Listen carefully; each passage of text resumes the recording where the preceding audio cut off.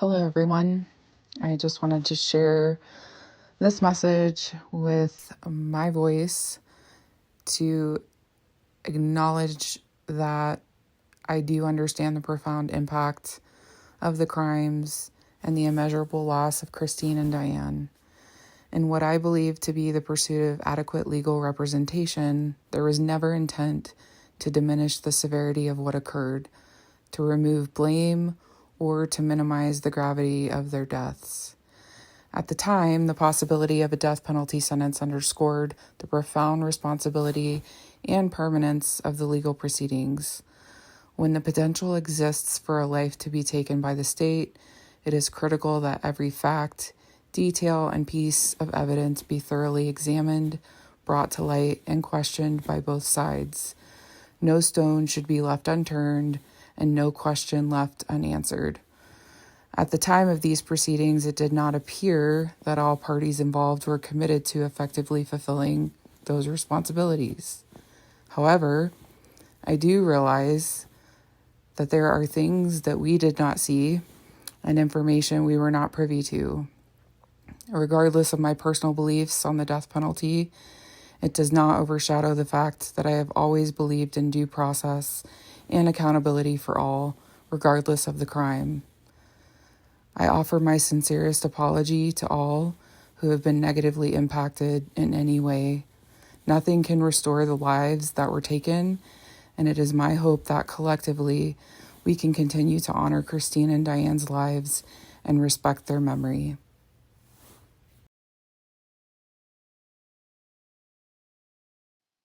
Hi, Kelly. Hi. Thank you so much for coming tonight and being a part of this recording. I am really excited to have you, and I do appreciate you deciding to come forward and speak and have everyone hear your voice. I think after the release of part one, it's important that we get some clarification on a couple of things, and I do appreciate that you're willing to do that. Obviously, you do not have to, you really don't owe anyone any answers, but you do want to speak and get your voice out there, and I appreciate that to do that and answer a lot of these questions that we have for you. So thank you for that. Yeah, no problem. All right, so let's get started. We I just want to say this, on part one, we did cover some very general questions. I wanted to get that out, get the easy questions out, and get some feelers on how people felt about your first part.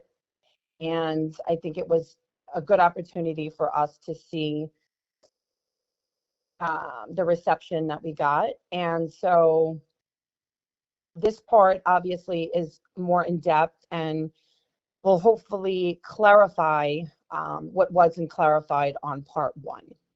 So I just wanted to also reiterate that these questions were put together by my followers and people that have followed the Wade Wilson case from the beginning, the end, the middle, but they are obviously vested in the story. And so I thought the best people to ask those questions would be them. I wanted the viewers to have their opportunity to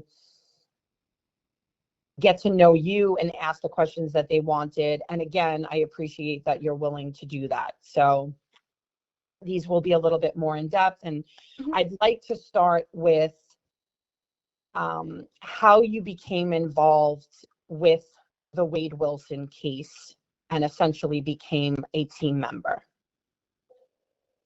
Yeah, so I think it was the trial was still going on when I came across it. I actually came across it on Law and Crime, which, I kind of I'm a true crime junkie, I guess you could say. Mhm. I came across it on there, and just kind of, I think I caught it like midway and just continued watching, to the very end, and just so happened to, have the social media side of it where there was a lot of TikTok, there was a lot of um, information on different platforms, like social media platforms that it was out there. People were commenting, they were just giving their opinions on things. And I ended up, I don't remember exactly what platform it was, but there was a group that was created on essentially Facebook, but we all kind of got there through TikTok, which is kind of weird. But um, we created this small group. It was about 13 of us in the group. And basically, we all just chatted about the case. We chatted about, different things happening on the internet. I think around this time or soon after we started talking about it was when kind of the messages that he had with Sarah and, like Bree, those all started coming out online. And so, we were talking about that. We were, just and these girls were from all over the world. There were girls in Italy, there were girls in, the Netherlands. And I happened to meet someone in that group who I became very close with. And obviously, I'm not using her name because I wouldn't want, anybody to use mine if they were referring to me. But I did meet someone in that group that, we thought a lot alike. We had a lot in common. Um, she was married, I was married. She had kids, I had kids. And, the foundation of why we were there was the same. And, it was never, a lot of the girls had hit up his kiosk and they were trying to message him and trying to, talk to him. And that was not something I ever had any, desire to do. Um, my friend did want to inevitably work towards like a platform for death row inmates and, kind of come together, and come up with a, some kind of platform to talk about life on death row, different inmates and their stories. But that was all conceptual. It wasn't something that we were like, oh, we're going to do this kind of thing. She had contact. She had written Wade before I really got close to her. And he had actually called her, but she didn't have money loaded on the call. And so when he did call, she was busy trying to load the money, and unfortunately I guess it didn't go through. But she ended up messaging him through Smart Inmate again and just telling him, hey, like, you tried to call, give me a call when you can. And he ended up calling her again, and she spoke with him. It was a very, introductory conversation, and she shared that with us in the group. And, everyone in the group was very interested in what was said, right? Like, what did you guys talk about? What did you say? Like, what, all the specifics. But at the end of the day, she was not comfortable with sharing, all of it because she wanted to respect his privacy. But at the end of the day, it ultimately resulted in her speaking with him about the way that things were going with his fundly. They had set up the, kind of the raffle platform, which everyone watching was like, that's not a good idea, right? Like Yeah. that's not a good idea. If you're, asking for donations from someone, or from people for someone, you should probably keep it as legit as you can. And that didn't seem to be that way. But that opened the door for her in talking with him and explaining why this, that wasn't a good idea. And it ultimately led to her being essentially put on the team. And she was on the team for about a week prior to me being obviously on there. She didn't want to be on there alone. She didn't know these women. She didn't feel comfortable with going into it by herself. And, her and I had an established friendship that, she was kind of insecure in going into something that she didn't know who she was dealing with. And so we had all, her and I had talked, and again, I talked with my husband, I talked with my mom, and just kind of went back and forth on it. And it ended up being, what ended up happening was kind of a fluke. But basically, they had the team that consisted of Daniela and Alexandra and quote unquote Marie and Val, and they were all involved in the social media side, the Facebook side. And I had seen some things that had come out that were questionable about identities and who was actually who in the zoo, I guess you could say. And it came to basically, the point where there was questions regarding people's identity within the team. And there was my friend who had joined the team and wanted me to ultimately, speak with Wade about those things. And she had asked if I was okay with him calling me. At that point in time, obviously that was something that I was hesitant about. But she was very invested in helping in any way that she could.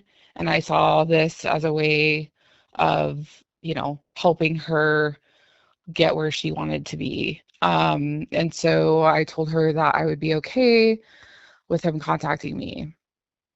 Okay, so I'm sorry, I just want to You're clarify. good. Nope, you're good. You all basically started in this Facebook group that was essentially about Wade Wilson's case, and then it kind of transformed into or moved over to this Facebook Messenger chat. I assume that Yeah. Yep. Mm-hmm. Okay, and then you had this friend, and this friend was getting involved in speaking with him, and being that there was some question of some of the people that were on the team, she asked you if you would maybe speak to Wade, and what was the purpose of you speaking to Wade? What did she want? Why did she want you to do that? Because I had seen some things that were online back end of June, beginning of July timeframe. I would say it's probably more so the beginning of July, that were concerning regarding one member who was on the team and who they actually were. And those things that I had seen were gone. Obviously, it's easy to clean up online, on social media.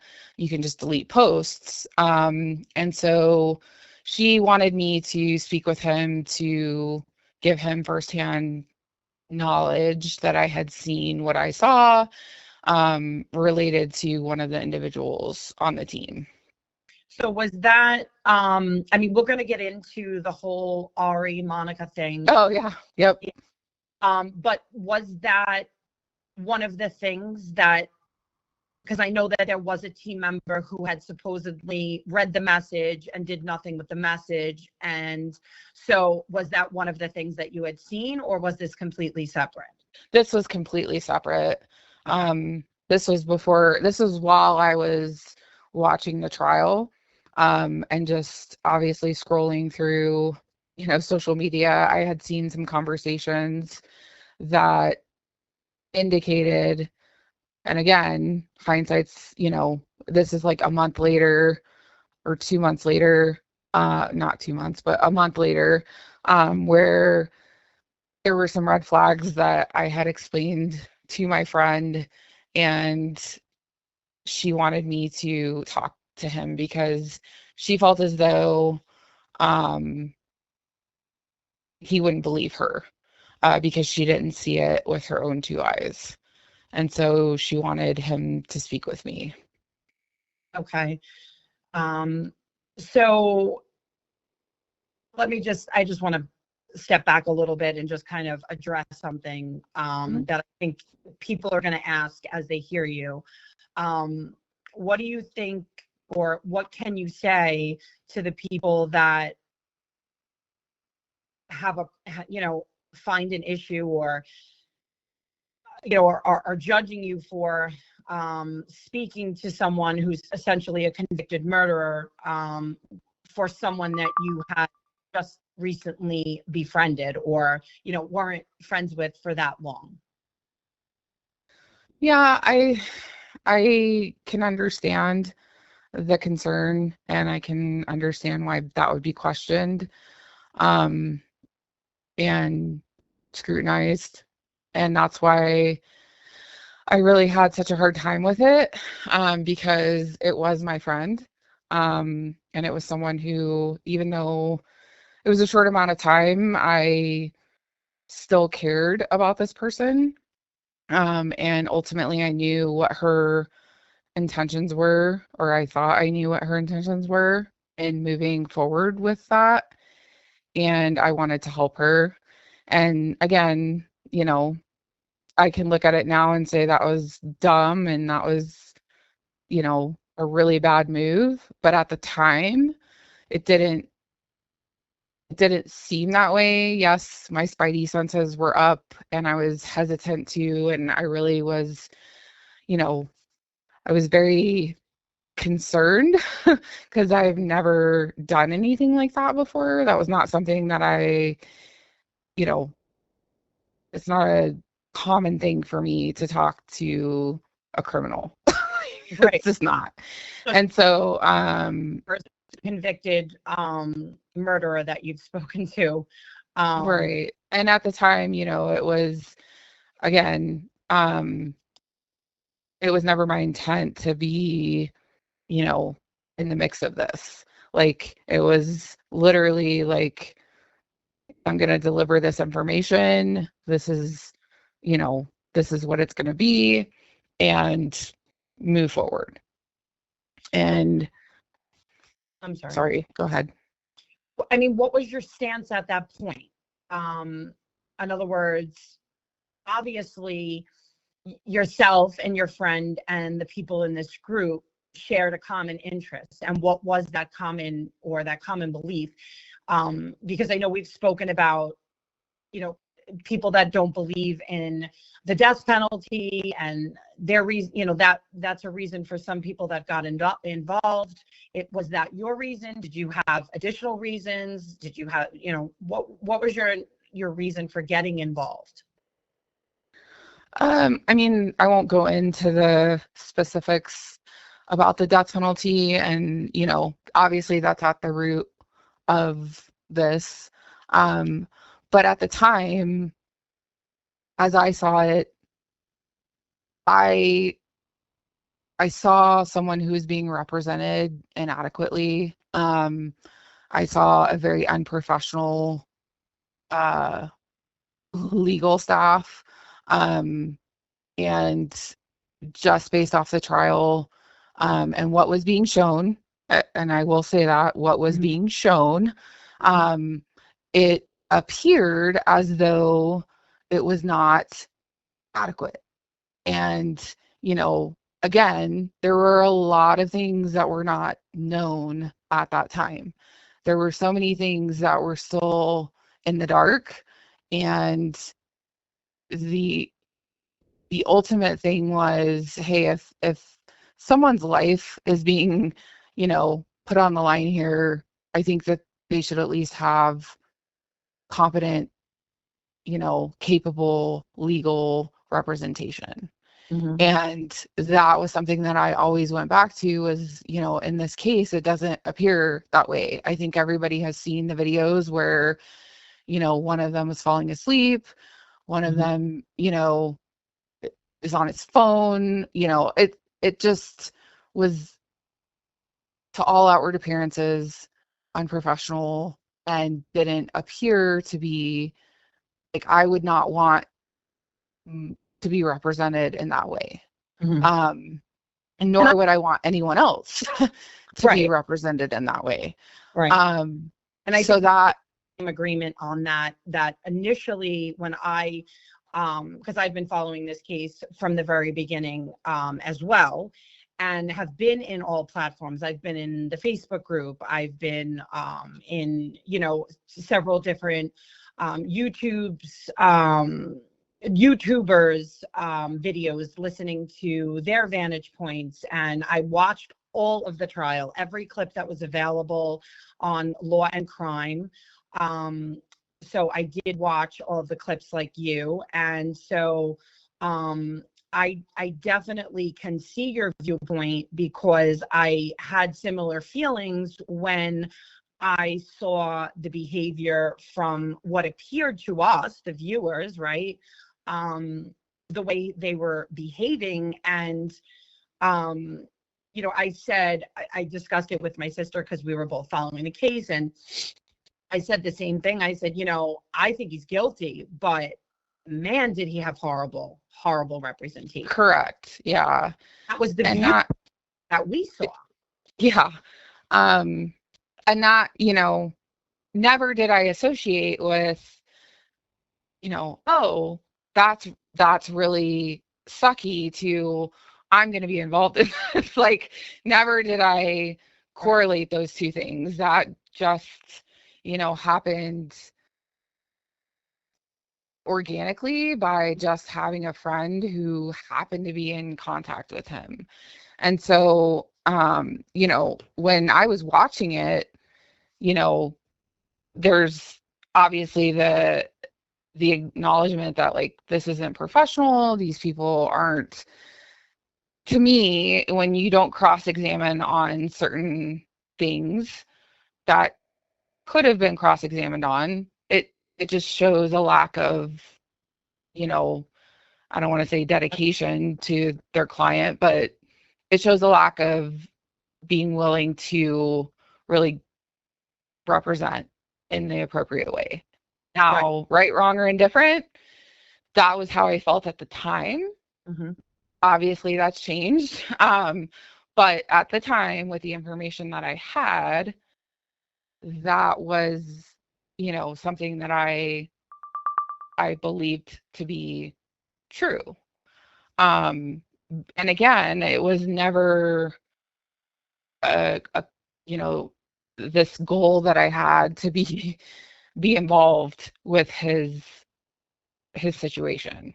Um, I didn't wake up every day and say, man, I wish, you know, I was involved in that.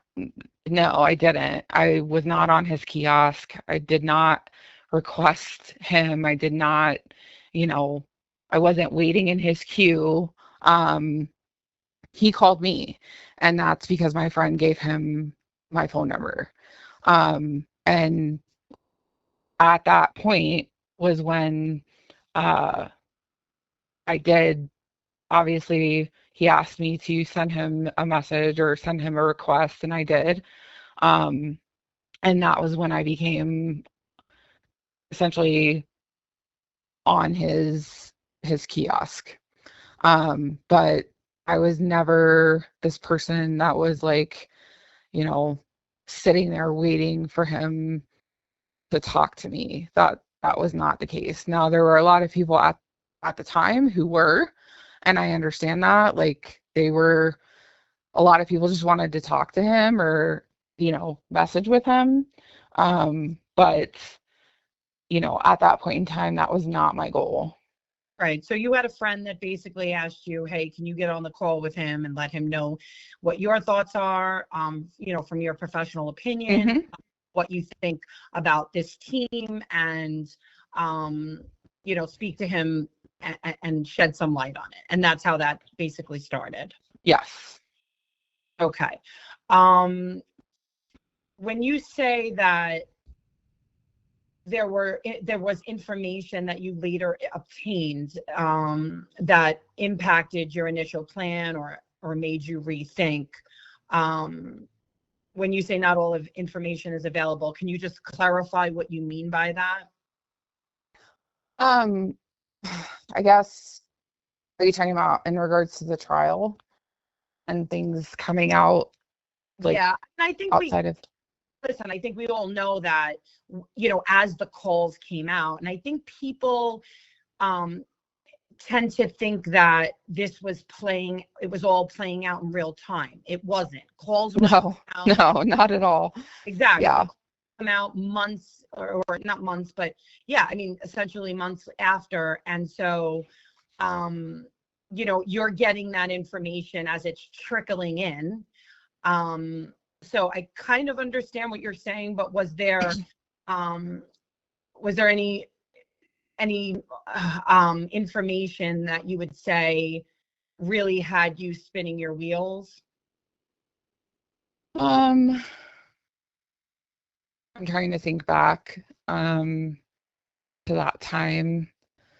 I think that, the things that stuck out to me in regards to, maybe not making sense, or things that stuck out in regard to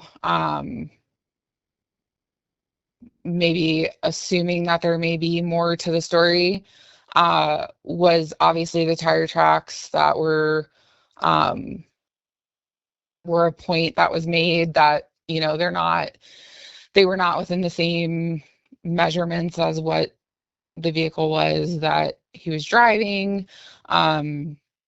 There were things that had to do with the timelines that really just didn't align in my mind.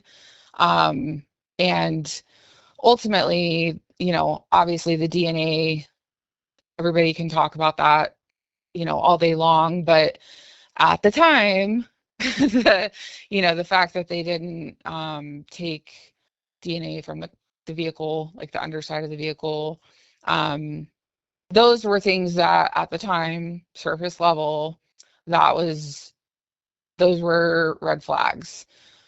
Right, wrong, or indifferent, like I said before, that was the information I had at the time. And, I wasn't in the courtroom, and that's a part of this that I think is troubling, looking at it now. It's like, I should have known that there were things that the public wasn't privy to. Like, I should have known that. But again, I'm not this, like, I'm not this professional, like, I don't do this. This isn't something that I'm not a proficient person in doing this. So it was, something that I didn't even think about. I thought what we saw was what we saw, and that was, that was it. And come to find out, it was not. Mm-hmm. And I can understand that because, again, just speaking for myself, until Alexis, I started to hear Alexis talk, and she was very vocal in, people not seeing the things that, that they saw in the courtroom, and then even his biological dad, Steve, basically said, every time the camera was on, that's when, basically the jury was in the room, and when the camera was off, the jury wasn't in the room, and there were so many things being said, and I consider myself pretty familiar with cases because I did take legal courses. I've been in mock courtrooms, and I've seen trials, and I don't think I gave that a lot of thought, that when when the jury's not in the room, there is a lot of talking that the people that are in that room get to hear. And so I think that started to shed some more light for me, in terms of just, okay, you know what, maybe there is a lot of things that we didn't see. And that started to make things a little bit clearer. And I think also the same thing with the attorneys, when Alexis basically said, that his attorneys were actually pretty good attorneys for that area. That kind of, was something that I, looking on the outside and listening to the attorneys on what I saw were clips, I definitely thought that there was a lack of professionalism there. Okay, so just to clarify, at that point, your friend had put you in touch with Wade by sharing your information with him, and then he reached out to you, correctly? Correct. Okay, and how did he do that? He called you? Yeah, he called me. Yeah. Okay. And then on part one, we kind of addressed a little bit of your communication with him, and I know that some clarification was needed, so we'll just kind of touch it a little bit. You had shared you had sent him some photos. Yes. Basically, like, nothing other than like my face, essentially, just so he could see who he was talking to. That was my only intent. Okay. And so he reached out to you by phone. You started to communicate.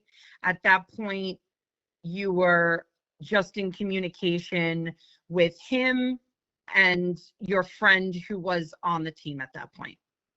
Correct. Yeah. And the gist of our communication was really about his concerns regarding the person that was on the team that wasn't who they said they were.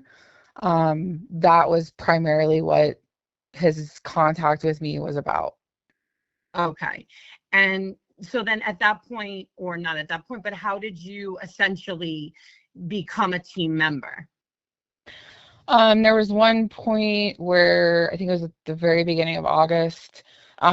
He said something about, sending a picture to this Gmail account, like just a selfie essentially to this Gmail account, to verify like who I was. And I'm like, okay. Like, that's kind of dumb, but okay. And then I think there was a phone call that shortly after that time, which I did ask the question of like, I don't even know who this is going to. Like, what are you asking? Who are you asking me to send this to? Because I know it's not you, so who is it? And his response to me was like, you know, basically somebody that was very close to him and that he trusted with his life.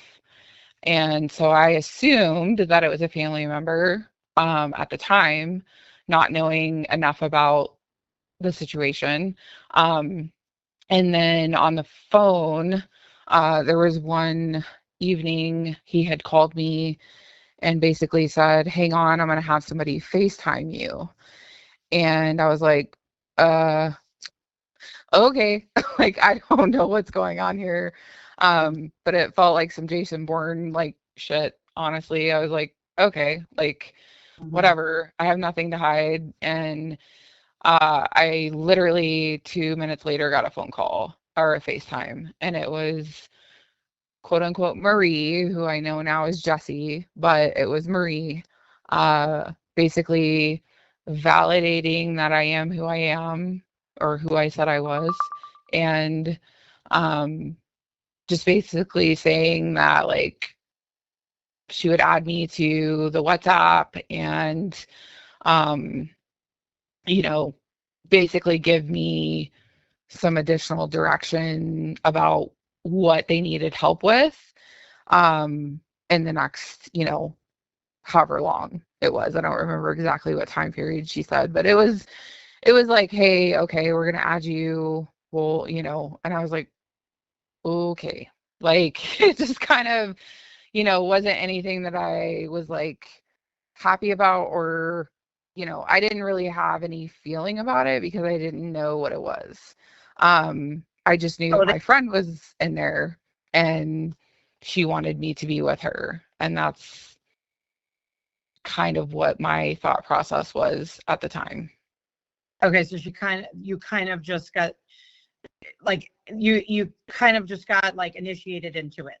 Mm-hmm. Mm-hmm.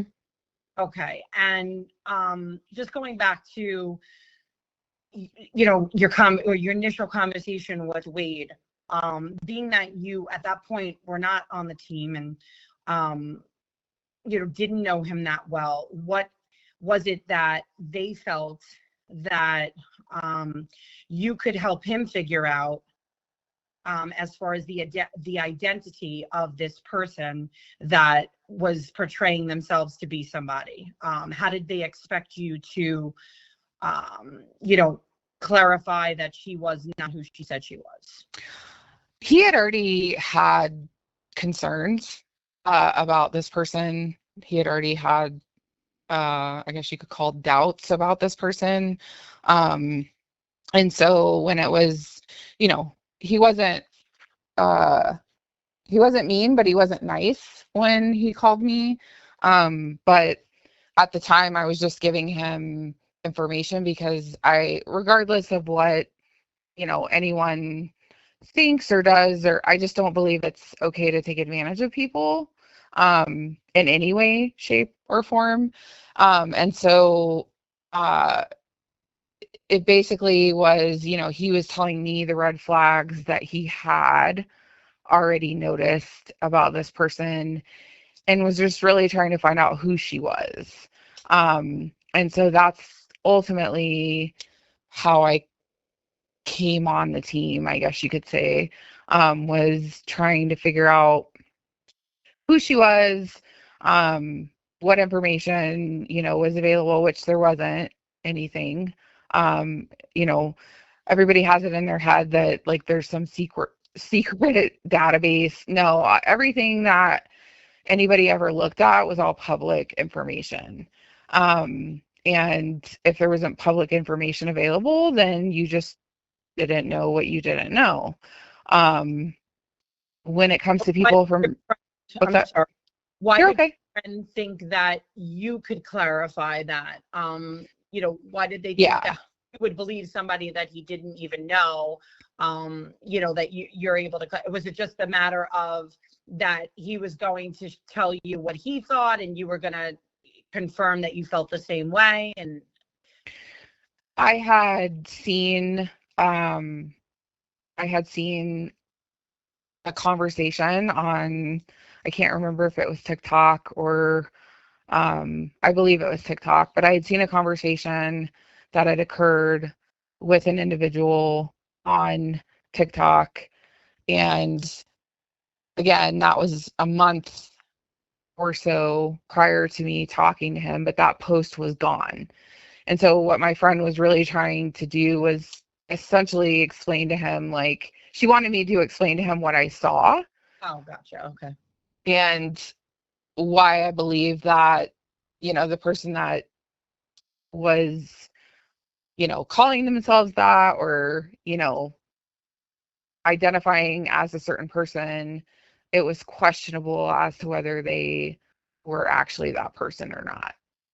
Okay, so maybe like he wouldn't necessarily believe her, but if you came in and you explained what you saw, he would believe it because now it was coming from two people or something like that. So yeah, kind of. I mean, it was just kind of it was a, hey, like, you should probably know this.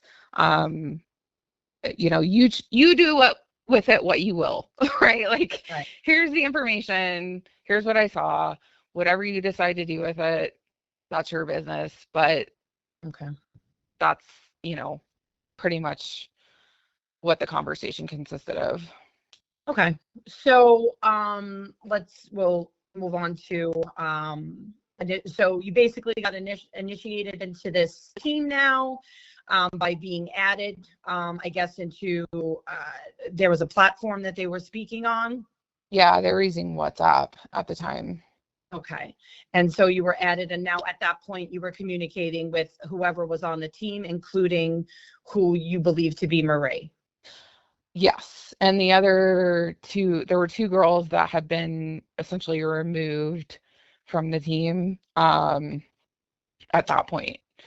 So it was just me um, and let's see, me, who I knew to be Marie, my friend, and then two other individuals at that time.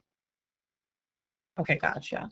And so did you have a specific role in this team? Did Marie ever say, hey, this is what I need you to do? Or did you kind of just do your own thing?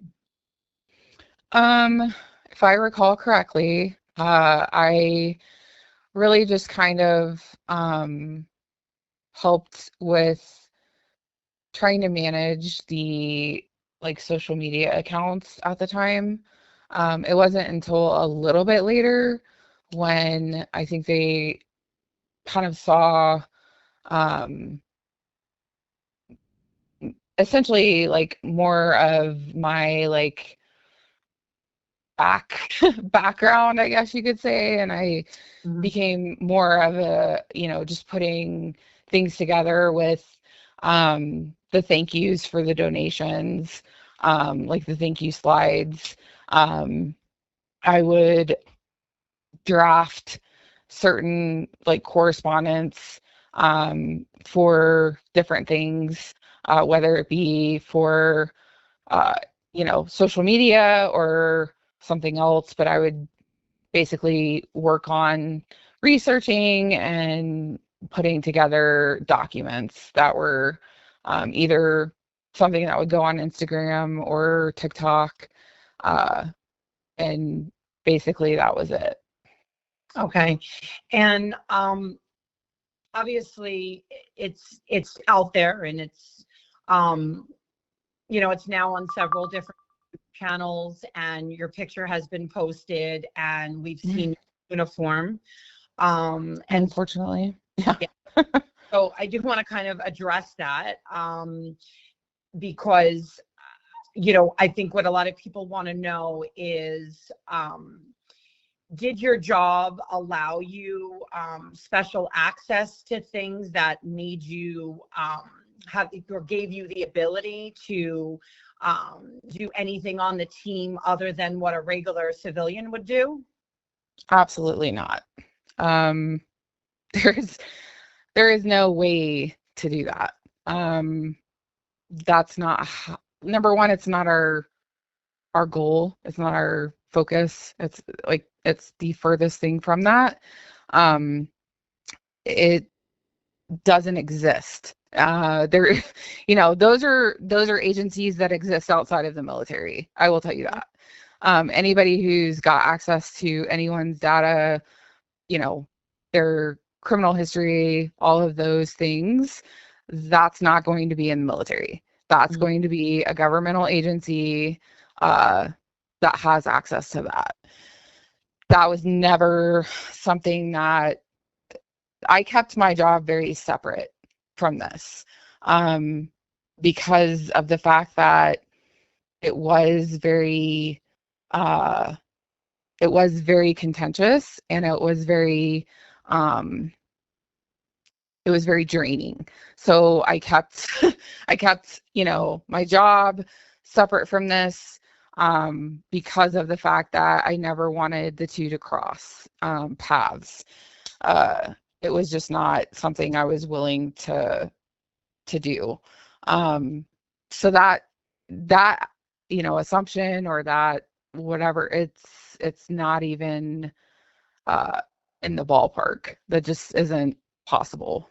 Okay. And like you had said to me on several of the calls that we've had, that basically your opinions and and the things that you do outside of your job, you are allowed to have those separate from your job, correct? Correct. Yeah. It's, obviously there are things that are very, that are things you do not want to do, but my personal life and what I choose to support, that is not representative of the DoD or any other departmental, state, or government agency.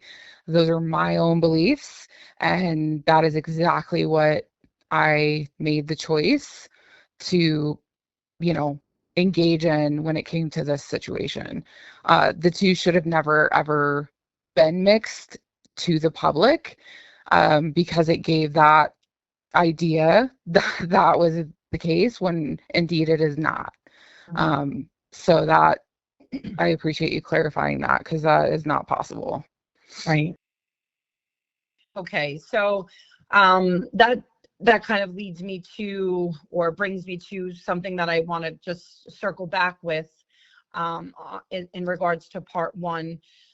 We had questions regarding your involvement in the cease and desist, and your answer basically included your military background and the release of your information, and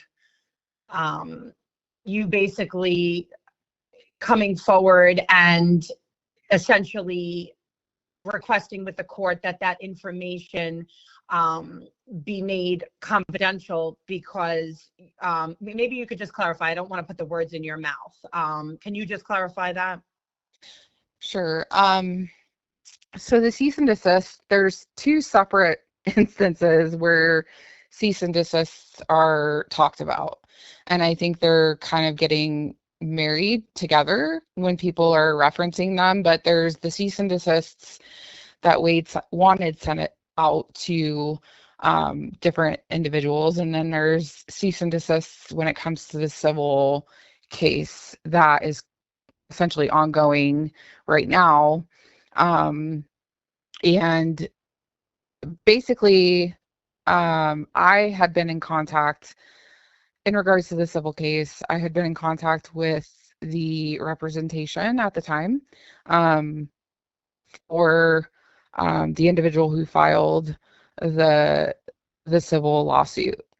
And I was told at that time that it would be very beneficial if I would document the things that had happened, the things that I had been privy to with this individual regarding, the release of her information online. And so part of that request was acknowledging that I am a military member, because that it essentially helps to clarify or establish some credibility, I guess you could say, within the case.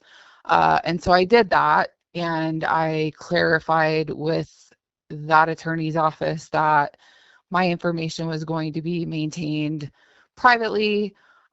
There was no public access to it. Even the opposing parties within the lawsuit would not be privy to my information. And I was advised that is correct. I was sent a motion of confidentiality, which was filed with the affidavit, or essentially the declaration that I wrote in support of the claims that were being made. And so I had no reason to think that a full version of my statement was going to be put on the clerk's website. The information was filed electronically, which is a normal thing to do.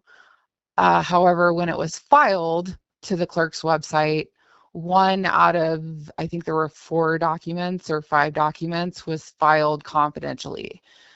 It was at that point that I recognized that my information was public within the clerk's website, and I had reached out to let them know that they had filed an unredacted statement that was public knowledge, or was easily accessed to the public. It was at that time that I was told that they were already in contact with the clerk's office to get it sealed or to get it locked to where the public could not access it. The individual that I spoke with at the attorney's office waited on hold for almost an hour, and then they were hung up on. They called back and spoke with the supervisor that morning, and the supervisor said they would get it corrected immediately, and that they would do that right now. They did not. My statement with the rest of the documents was out on the clerk's website for 24 hours prior to it being actually sealed. The reasons that there was a motion for confidentiality, which a judge should have had the opportunity to rule on, that did not happen yet. But those documents, every single document within that particular case should have been confidential until the judge ruled on it. All of those were not. My information obviously made it out to the public. It wasn't until the next day when the attorney's office sent a demand letter to the head clerk saying you have violated this particular law and rule that they shut it down. The reason is because I am a protected person under U.S. code. So any release of my information with the intent to harass, harm, etc., that is a violation of U.S. code, which is a federal law. So it was not long after that my pictures were released online, that my family's pictures, my kids, were released online, and that I was being accused of infidelity and, all these other things. But that's essentially what happened with the clerk's office.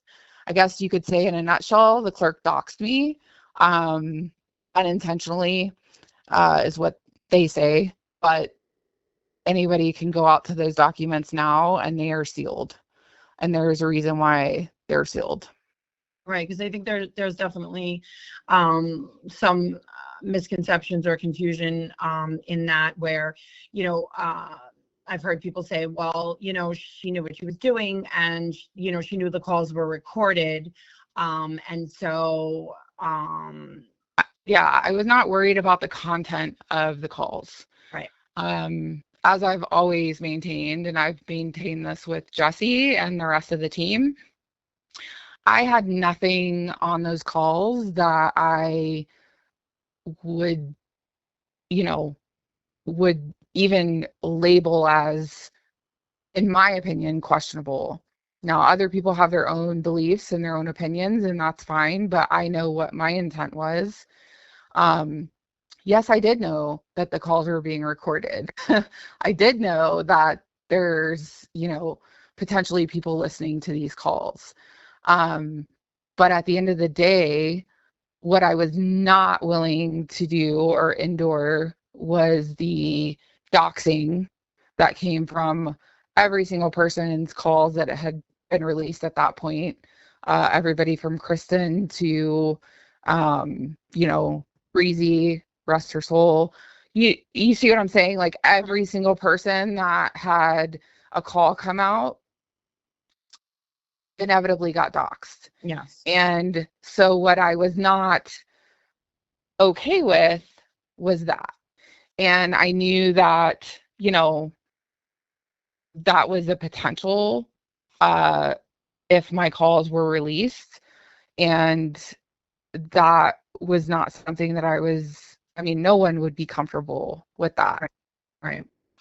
So at that point you were, what were your, what was ultimately your feelings knowing how highly sought out information surrounding those involved with Wade was, knowing you were now basically linked for the public to see? It was horrible. Yeah. It was horrible. I don't expect anybody to feel bad for me. I'm just merely stating my, my experience, but it is something that I barely lived through. Right. And not something that is easy for people on the outside to say, well, you did this and you did that, so you deserve all of these things. And that might be true, but at the end of the day, I'm harder on myself than any one person can be. So I don't need, a band of people to tell me the mistakes that I've made.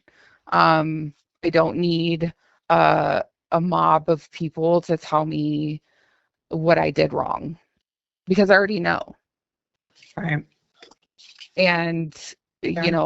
that that the release of my children's photos, regardless of whether they tried to cover their faces up or not, um, that was not justified. You know what I mean? Like, Yeah. Their it's one thing to go after me, but when you children are attempt, yeah, Mhm. yeah, Yeah. And I've been very clear on this stance from the beginning that regardless of how I feel about anybody involved in this case and whether I agree with what, people did and their actions, hmm I've been very clear that I will never and have never agreed with doxing anyone. I just don't, I think it's ugly and I'm just not okay with it. But I understand that not everyone feels that way. I certainly don't agree with it. So I do understand how that can affect, your household and your mental health. But moving on, because we do have these questions that we need to cover, and hmm I don't want to make this super, super long, but I yeah, do want to address the questions that people had. So we'll just go back. At that point, you were communicating with Jesse, who you thought was Marie, and hmm you were in charge of social media and different tasks, I guess, that you had um, you had worked on. And so, what did you and Jesse um, end up creating a friendship? Did you get, how did you end up ultimately becoming a little bit closer with Marie, aka Jesse? yeah. So after the beginning of August, when he lost all of his privileges, was kind of the start of her being closer, or talking to me more about certain things that she hadn't really talked to me about, because again, I did not know that they were engaged until that moment. I had my suspicions, everybody can, you know, gather that it's it was kind of like something was going on in the background, but you don't know what it is, so you're not gonna. It wasn't something that I was really concerned about, Mhm. because again, I had no interest in anything related to that. It was really just trying to help. Um, and Really care what their relationship was regardless. no, no, like it was not a big deal to me, which is why I really didn't care when she finally came clean. I was just kind of like, okay, like moving on. And Um, I'm sorry, that came about how? Did she tell you, hey, my real name's Jesse, or how did that come about? I don't remember the exact time frame, but yes, it came about at one point in time where she came clean with the fact that her name was Jessie. Um, I don't remember exactly how it happened, but I know it kind of all flowed together with finding out that they were quote unquote engaged. And that was, the last phone call that he had had at Lee County. or one of the last phone calls that he had at Lee County, was them talking about telling, us that they were engaged. So that's how I found out about that. Okay, gotcha. And so going back at this point, now this is what time frame is this that you find out? This was August. August. And it was, I didn't really answer the last question, but like we grew closer over that time because she didn't have contact with him. So he wasn't able to message, he wasn't able to call. And so she leaned on me a lot for support, and I was there for her to give her that support. And I understood that it was a lot for her, and that lasted all the way up until through the sentencing, all the way up until I left and after I left the team. Okay. And can you clarify how you came about to find this woman named Ari, that essentially that is now called says Oh, yeah, that one's a doozy.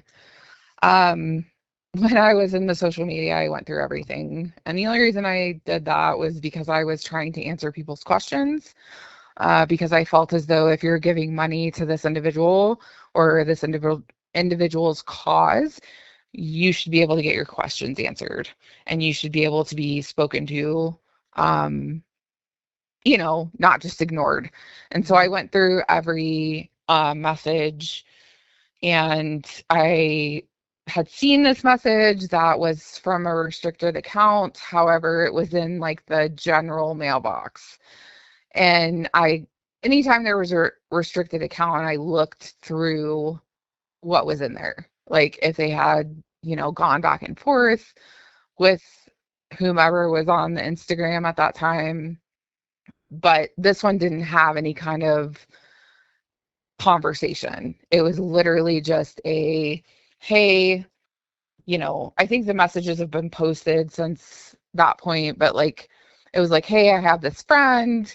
She's a very, successful, you know, star, I guess you could say. And so to me, at that point in time, I took it at face value, and I just kind of said, hey, like, is this still something that is available? Because I looked at his account and he had a substantial following and he was based out of New York. And, I didn't think at that point in time that would potentially be a scam. Is this It was, Gay? what's that? Yeah, Gay. Chris Gay. Yep. So that's essentially the message that you saw was the one. Correct. Gay. Okay. Yep. And I passed everything off to you, Jesse, and I said, hey, like, this is the phone number, this is the email address, and the reason that so they had asked in one of the messages, like, are you going to call or are you going to email? And I was like, well, more than likely it will be email, because that's all Jesse ever did was email. I never knew her to text anyone right off the bat. She would always email. And so I expected that. However, that wasn't the case. She actually ended up texting this person and speaking with them over text. And honestly, I never wanted to introduce this to Wade or anyone else until it was validated, until we knew 100% that it was a thing, because of the fact that, the opportunity for scams was always there. There was always people lurking, trying to kind of solicit or, offer their services when that wasn't necessarily the case. So she told him, and that was when I got the call. And I was kind of upset about that because I didn't think that it had been vetted accordingly. It was premature on letting him. Yeah. Okay. Yeah. And fast forward, we're essentially a week into Ari, and I basically said, like, I'm not comfortable with this. Like, I'm done with this. I don't think it's a good idea. Based off of the things that have happened, she would give excuses. She, being Ari, would give excuses. There was no contact with Barry or any of the other attorneys, and I just basically said, hey, like, I don't have a good feeling about this. I really think you should tell him to stop talking to her. And what was she saying at that point? The response I got was, well, what if it's real? Mm-hmm. And I don't want to screw it up if it's real. And I'm like, if it were real, you would have had an attorney on the phone talking with him before now. And so it just kind of, I think in one of the calls, she even says, like, something to the effect of, Kelli is kind of skeptical. No, I wasn't skeptical. I was telling her to stop all communication. I was telling her to, like, this is not what it appears to be. It's time to just stop. And that all ended up coming to a head basically the next couple of days when he got his phone taken and his tablet taken, and that was the end of it. So did he how did they find out that ultimately that she was a fraud? Or it was that day. It was that day. The phone calls that everybody has heard from that day, it was a 3 in a row conversation. It was Jesse, me, and Shannon, and then Jesse. That was the end of it. He found out that she was a fraud right then and there, and there were no more conversations had. There are no lingering phone calls where he finds out. That was the end of it. Okay, so basically they had at that point, I guess she accepted the fact that something was off, and he was obviously, he was freaking out. We heard him on the calls. He's just like, so that's basically, that was the end of it. They realized that she wasn't real, and so we don't really know like all the stuff that's come to light now, because obviously that played out after the calls. They probably didn't even know who Monica was, and this woman Monica that they say is this woman Ari, that she's this scammer and all of that. They really that was totally not even a thing at the time. Okay. We had no idea who this person was. It was just validated from Ari herself via her Instagram account that was not her. And we had that, and he got his phone taken away that day. And so, he pretty much got the gist that she was not who she said she was. And we found out, the Monica thing I found out the Monica thing when everybody else found out the Monica thing. Because we didn't know who it was, but that account came back around and started messaging again about contacting him and letting him know that, that his team was trash and what they were doing. I think the messages are out there, but that account came back around, and it ended up, just getting blocked. But yeah. Okay. Okay. So at this point, they find out, they realize that he's still in Lee County at this point. Correct. Yep. They realize that she's not who she says she is, and I guess at that point they move forward. Mm-hmm. What can you tell me about, because we do hear Jesse's sister in some of the calls. Mm-hmm. So what could you tell me about her sister and her involvement, if any, that you know of in this whole situation? Yeah, my knowledge of her sister, and any involvement, regardless of what the phone calls, insinuate or lead people to believe, was that her sister was not involved in what was going on with Jesse. Okay. She was involved to the point that she was concerned about her sister and concerned about her well-being. Mm-hmm. I had actually spoken with her about that, and she had a job, a career of her own.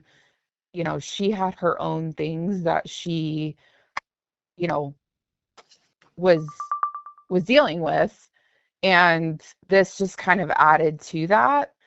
Mm-hmm. I think in a lot of ways she did approach Jesse with some tough love, and that's why I respected her, because I think that her and I both at one point in time were trying to tell Jesse, like, hey, like, this isn't it. Like, Mm-hmm. this is not for you. Mm-hmm. You just might want to rethink, you know, getting married to this person or having like a long-term relationship with this person. And other than that, like, I knew that she would try to talk to Jesse, but Jesse's going to do what Jesse wants to do. And Mm-hmm. that's, you know, she was the only person that Jesse had other than me at the time. And I'm not trying to toot my own horn, but Mm-hmm. it was her sister and I that were really trying to be there for her and give her advice and help her navigate these situations, because her sister was put at risk with this, significant risk, and that's not fair to her. In a lot of ways she didn't ask to be brought into this. It just happened by virtue of the fact that Jesse lives with her. Yeah. But there were moments where she would get upset about it, for sure. Well, we heard our sister a few times on the calls. Mhm. And I mean, to be fair, she didn't, it wasn't good, it wasn't that great what we heard. No, but she didn't know the context either. You know what I mean? Very small snippet of her sister. Right. So we don't know her as a person, but what we did hear wasn't great. So that's Right. why I asked, because I'm interested to know if this is something that she encouraged, or if she did actually tell her that this isn't something she should be doing. I don't think she encouraged it whatsoever. I think that she was trying to be there for her sister because she was literally the only person that Jesse had. Family, I know she has a brother, mom and dad. Are they in the picture, out of the picture at that point? Everybody but her mom, and that was a very touchy thing. So her sister was really all she had, and she respects her sister a lot, but at the end of the day, I firmly believe that Wade kind of overruled everybody. Didn't matter, family, friends, it didn't matter. Wade overruled everybody. And so that part of it, was hard to deal with. I think for her family. Uh, and that's why I think they just distanced themselves from it. Do you know if she's older or younger? She's younger. Okay, so her sister is younger than her? No, her sister's older. Okay, her sister's older than her. Okay, got it. Yeah. And when you say that you were you were trying to tell Jesse this isn't it, was this during the time you're still on the team, or this is after you left the team? This is about, I would say it's right at the time that I left. Probably, I mean, definitely after, but like it started right at the time that I left. With me kind of recognizing what was happening, because of the fact that, the Securus system is a lot different than Smart Inmate. It's not instantaneous messaging. It's literally like you could send a message and 3 hours later you get something. And that was very difficult for her. And so I spent a lot of time talking with her, once I had really kind of separated myself from the team. Okay. And just to kind of touch upon that, as far as Jesse goes and, your relationship with her or friendship that you had, I mean, from the outside, listening to Jesse on those calls, I mean, let's put it this way, she's not received very well. And so I guess, after spending now, what is it, several months or a couple of months that you and I have communicated, and getting to know you, and kind of, where your headspace is, in terms of Jesse, what is the person that you knew versus the person on the calls? Is that the person you knew? Because the person on the calls is not, does not seem like a nice person, does not seem like a good person, is not making good choices, is deceiving people, is taking advantage of people. So is that the person you saw and you tried to see through it, or was she somebody else? Can you kind of enlighten us on that? Yeah. I actually had a conversation with her about this. It was one of our last conversations, where I told her, like, I don't know that person on those calls. Like, I don't know who that is. The Jesse that I know is not that person. Or at least, so please tell me what I'm missing here, because what I knew was a confident, capable, strong woman who, had her sights set on helping someone. And again, the engagement stuff came out later. A lot of unhealthy things came out later. But at the time that I met her, I thought she was a manager. I thought that she was just this person that was, acting in a way that was intended to help someone. When you say manager, you mean manager of the Wade team? I know that sounds dumb, but yeah. I mean, I knew Marie as this person who, was managing everything. Yeah. She was managing it all. And so Exactly. I'm like, well, if she's not his girlfriend or his, like I just saw it as, okay, well, maybe she's getting paid. I don't know. Right.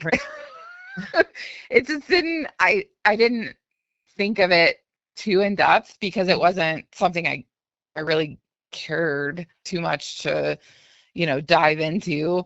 But over time and through releasing like the calls, it was like what? Like, what is going on? Like, this is not the person that I've been talking to or that I've been, you know, conversing with. Like, it it didn't, it was like she changed her person to be more appealing to him. And that, I mean, it's obvious that that was happening. Enough phone calls have come out now. But what I saw was a professional. I saw someone who was competent, and I respect that. And I never knew that there was this, just this unwavering attraction to the point that I mean, like, I think the first calls that were like, I'm so sorry, I love you. I was like, what?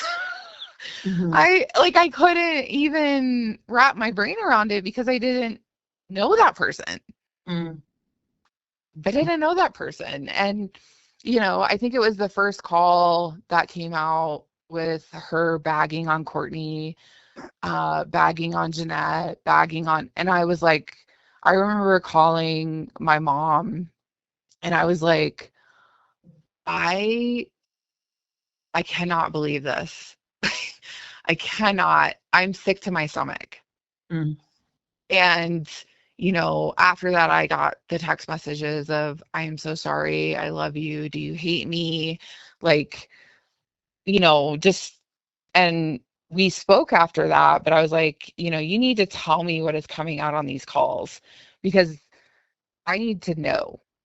Mhm. Like, we're Right. done with, the bullshit. We're done with, I need to know what it is that is coming out on these calls that, you know, that I'm missing. Right. Right. And, and so no, it wasn't the person I knew. I had a friend that told me she loved me every time we got off the phone. Mm. Like, I had a friend who told me that she cared about me. Um, I was the closest thing to a best friend to her because she didn't like people. She didn't have friends. She didn't put herself out there. And so, like, going from that to what I was hearing, that was like just, it was mind blowing, you Right. know? So essentially, you thought you were building a friendship with this person, um, and helping her out with what you thought, you saw inconsistencies in the case, and then you continued to build that friendship. And then this person that you heard on these calls was completely opposite of the person that you thought you were building this friendship Yeah, with. it's not her. It's not her. Gotcha. Okay. All right. And what about what you heard when, essentially we heard Wade on those calls as well. So what did you think about the things that you started to hear Wade say, and all these women that he spoke to, and he was marrying every woman on every single phone call. So what was your thought at that point? I I know people are gonna, you know, say what they say. Like, I know that people have I knew the person that I was talking to. Like, regardless of any, you know, any intent to help, like, I knew the person that I was talking to. And so the fact that, he was engaged and he was talking to all these women, I, I didn't, it was not a surprise to me. Mm-hmm. Now the things that he has said or the way in which he's, you know, manipulated different people, um, obviously that's something that is extremely concerning. Um, and again, you don't know that that stuff is going on until these calls come out. Because it's not the first thing that he says when he's talking to you. It's not the first thing he says when he's, talking to Jesse is, oh, hey, I did this, this, and this on the phone today. it's all come out after the fact. And so,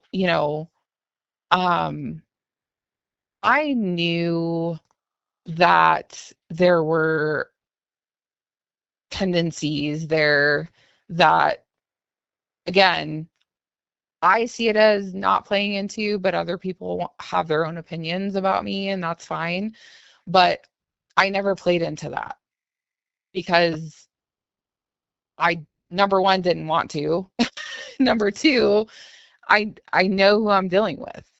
And so, you know, I think that it wasn't a complete shocker, but I think to the level or the depth of, um, you know, the the things that were said or the things that were talked about, or, that was kind of very shocking to me. Um, because, some of the more, uh, I'd say, like, not PG, calls, Right. that was like, whoa, okay, like, this is not the person that I was expecting, or this is not the person that I talk to. But But again, what about he knows how to change his face. Like, he knows how to change his tone, like, he's good. He's good at it. Yeah, I do believe that he is good at manipulation and mirroring Oh um, yeah. those he speaks to. And, so I do agree with that. But let's just take his, um, you know, his calls with the women and put that aside. What about the way he spoke of the victims? And, the calls that came out about, when we heard that and we heard him, speak the way he spoke about the victims and how he spoke about his dad. What was your thought when you heard those kinds of calls? Forget about the sexy calls and all that, because okay, Yeah.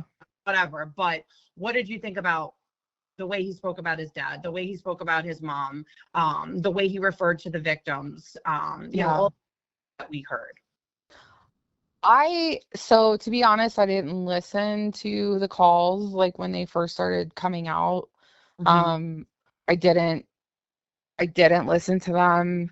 I think part of that reason was because I, you know, was apprehensive to listen to them. Um, because here I am, I've stepped over the line, and now these calls are coming out, and, you know, what do I do? In the midst of chaos. Um, and I think that, I just tried to distance myself, but I still ended up, finding out about Mm-hmm. what the content was. Um, and I think that he's very sick. I think that he is, um, not a person that truly understands the weight of his actions. Mm-hmm. And, how he talked about his dad. I'm not going to, even remotely attempt to put myself in either one of their positions. But at the end of the day, he has the perspective he has, and that's how he feels, and that's the way he chooses to deal with that, and that's his own burden to bear. But the way in which, he discussed things at the time, to me, was something that I acknowledged, but at the same time, it kind of goes back to, what lessons have you learned from this? Like, two things can be true. Like, a person can be guilty of something and have done everything that people are saying and still be have the right to have, you know, people represent them appropriately or adequately. And so I don't agree with the way he talks. I don't agree with the way that he um communicates with people. Um I think that he again is very sick. And I think that because I've seen the different uh I guess roller coasters that he's been on. And I do know that he suffers from severe mental health issues. Um but at the end of the day, he did what he did. Mm-hmm. And that is something that he's going to have to answer for um, when it comes time. Right. Okay. All right. So I'm going to touch upon, I am, as we're speaking, I am touching upon most of the questions that were asked, but Mm-hmm. get a little bit more specific about some of the ones that are on the list of questions. What can you tell us? Well, first of all, do you think Ari is Monica was one of the questions? Uh, that one was hard for me. I went back and forth in my mind about the way that was the way everything went down. And to me, the voice didn't match Mm-hmm. the face. Yeah. Um, and I went through every single scenario in my head of how this could have gone down, how it could be, potentially, you know, more to the story, how there could be more people involved. But I do know that as it was happening, it was super sketch. And the not having, like, her cards not getting accepted by, um, by the phone system or the messaging system, like those kinds of things were big red flags. And if they're saying, like, if JSP and everybody who's on the back end of that has access to the information regarding the calls is saying that that's her, then I don't know that we have a choice to question it. But I believe that there's somebody out there that knows or has some kind of involvement in this. Right. And I don't know that it was her. Okay. Yeah, I'm still like, I've said this from the very, very beginning, although, since I've gotten to this platform with YouTube and TikTok, and I've learned that people do not always match what they look like. Mm-hmm. So, as much as I have such a hard time and internal struggle with it, I agree with you that, it's coming from pretty valid places. I mean, I've spoken with Jumpsuit directly about it, and I mean, he pretty much was like, this is the person, so I'm inclined to believe that, because of his connections. So yeah, I get what you're saying. Okay. One of the other questions was, what can you tell us about Melissa Brown, which is the woman who apparently had sent an email with a breakdown that said of how the monies were spent. So she came into the picture at the beginning of September. She reached out to Jesse under the guise that she didn't have TikTok, she didn't have social media, but she wanted to help Wade. And the way it was represented was that, her and her husband are what we would call in the US pretty big philanthropists. So they donate money to good causes. And in this case, they wanted to donate their money to Wade, and to cover, any and all legal fees. And at this point in time, with Ufferman, there was a certain amount that was still left on the contract for his appeal. And then, there was the understanding that, money would still be collected for any kind of legal representation for a new trial down the line. And so, her message was one of, I'm just wanting to help. I, you know, I'm a mom, I'm, a wife, and I see all the holes and just, kind of went on. And it ended up, that Jesse had FaceTime, or not FaceTime, but that it's like a Google Meet with her and saw her and actually spoke with her on video chat. And that's when the wheels kind of went into motion with her contacting Ufferman's firm and offering to pay the rest of the appeal funds that were required. And then basically anything after that, her and her husband were going to pay. And, my initial thought was like, how do you know this person is legit? Like, Right. how do you know that, like, we've just come out of, the Ari situation. Like, how do you know that this person is who they say they are and is willing to do what they're saying they're wanting to do?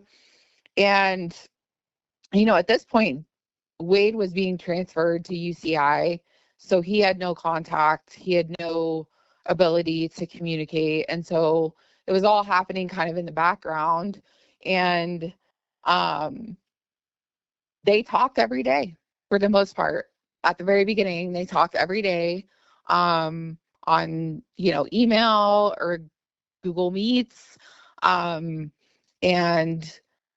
then it kind of started to look like there was more happening.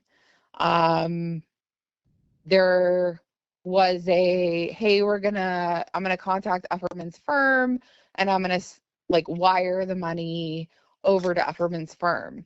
Well, Audra is the person that we were dealing with at Ufferman's firm that was helping us with everything. And so that day came and went, and it didn't happen, obviously. And so we were like, okay,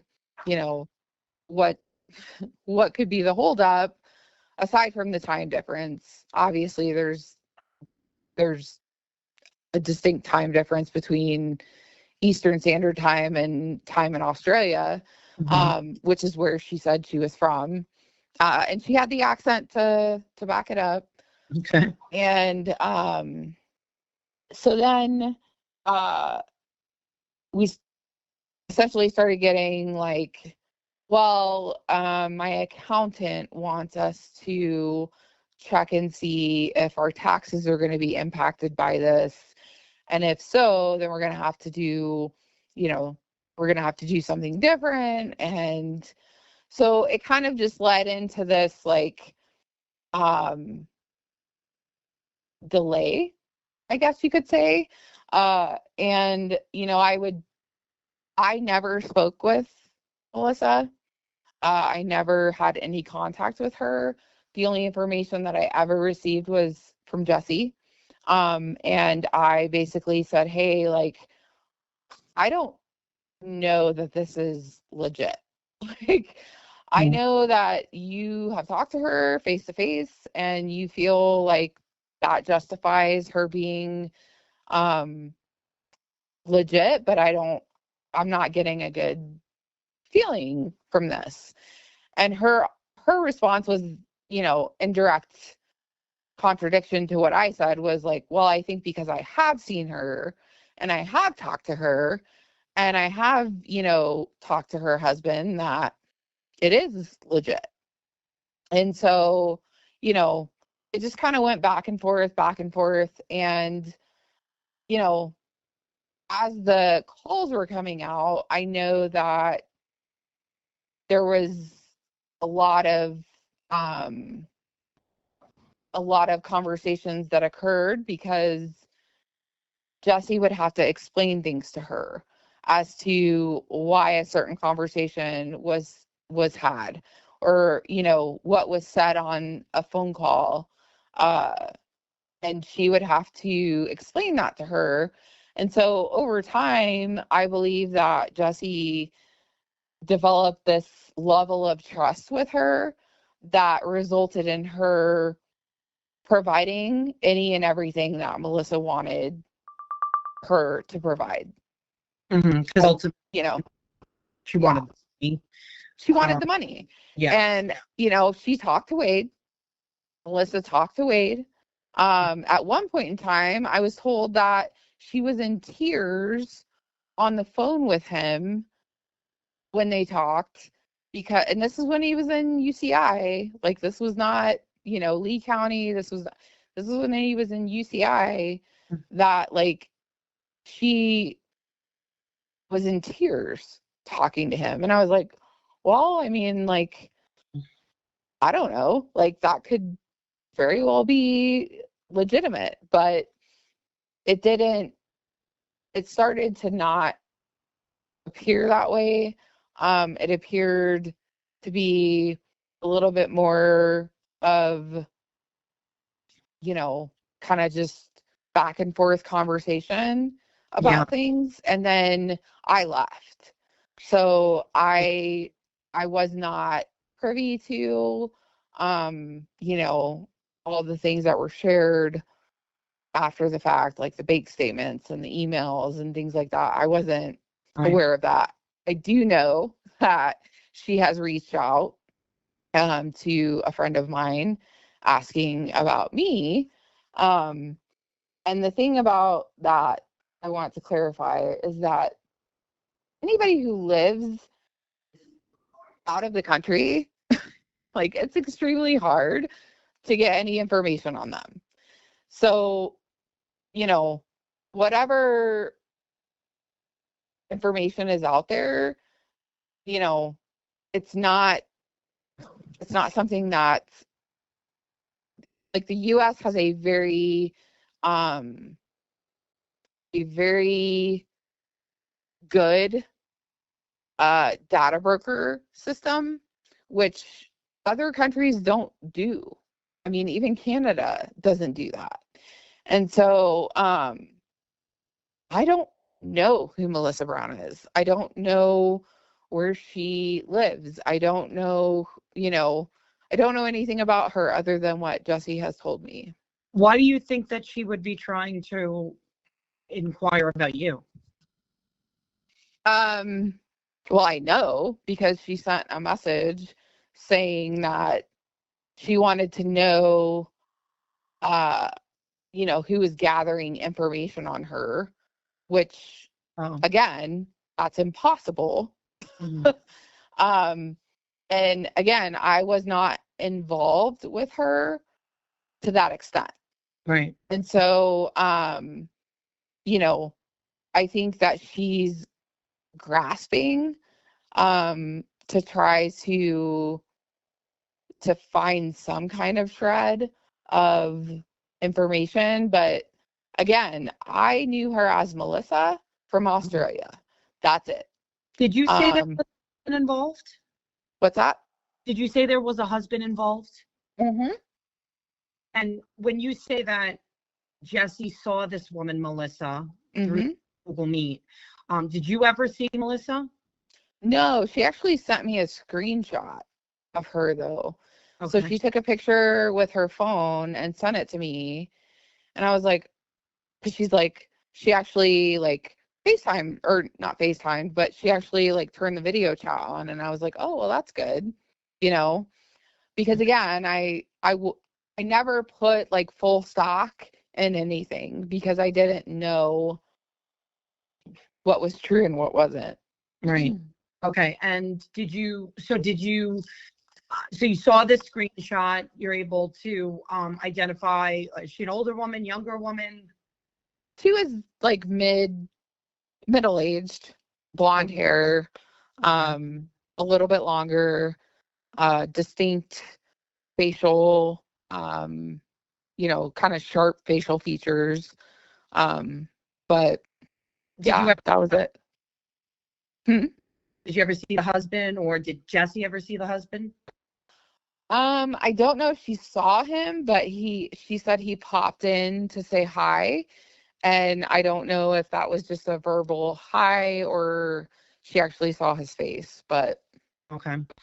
I'm just asking because I do recall you saying that at one point she was that Melissa had said she was only going to offer paying the balance if Wade had quit entertaining other women.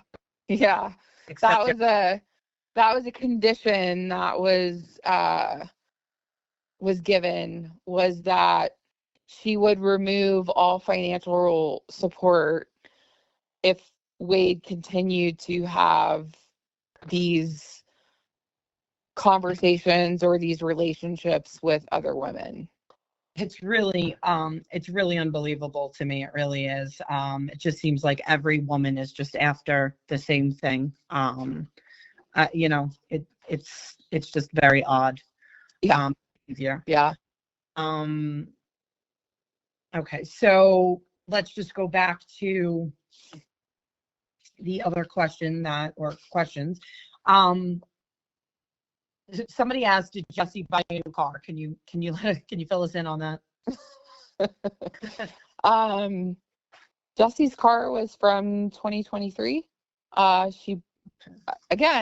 preface this with, this is what I know. I never saw it. I never, I'm only privy to what I'm privy to, but it was a 2023, and she had bought it before she ever moved to Florida. Okay. All right. You can only tell us what you know. We can't. Yeah, exactly. I think sometimes people, I said this the last time. I'm like, I don't know if you guys want her to make up stories, Yeah. I'm not good at that, so. Yeah. This is your truth. This is what the information that you have. Whether they, believe it or not, or receive it or not, that's up to them. But the extent of your involvement, you've shared with us, you're sharing with us, and I just want to put that out there that, there's always going to be people that aren't going to be happy no matter what you say.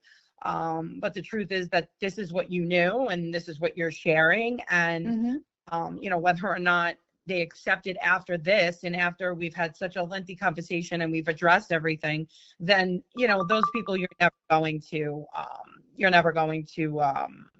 get to, feel a certain, you're never going to get them to feel a certain way. They're going to feel the way they feel, and that's it. But right. Yep. Some of the other questions, they're kind of listed here together. So, what could you tell us about Jeanette? Jeanette, I never spoke with her. I never messaged with her. I never had any interaction with her. She wasn't on social media.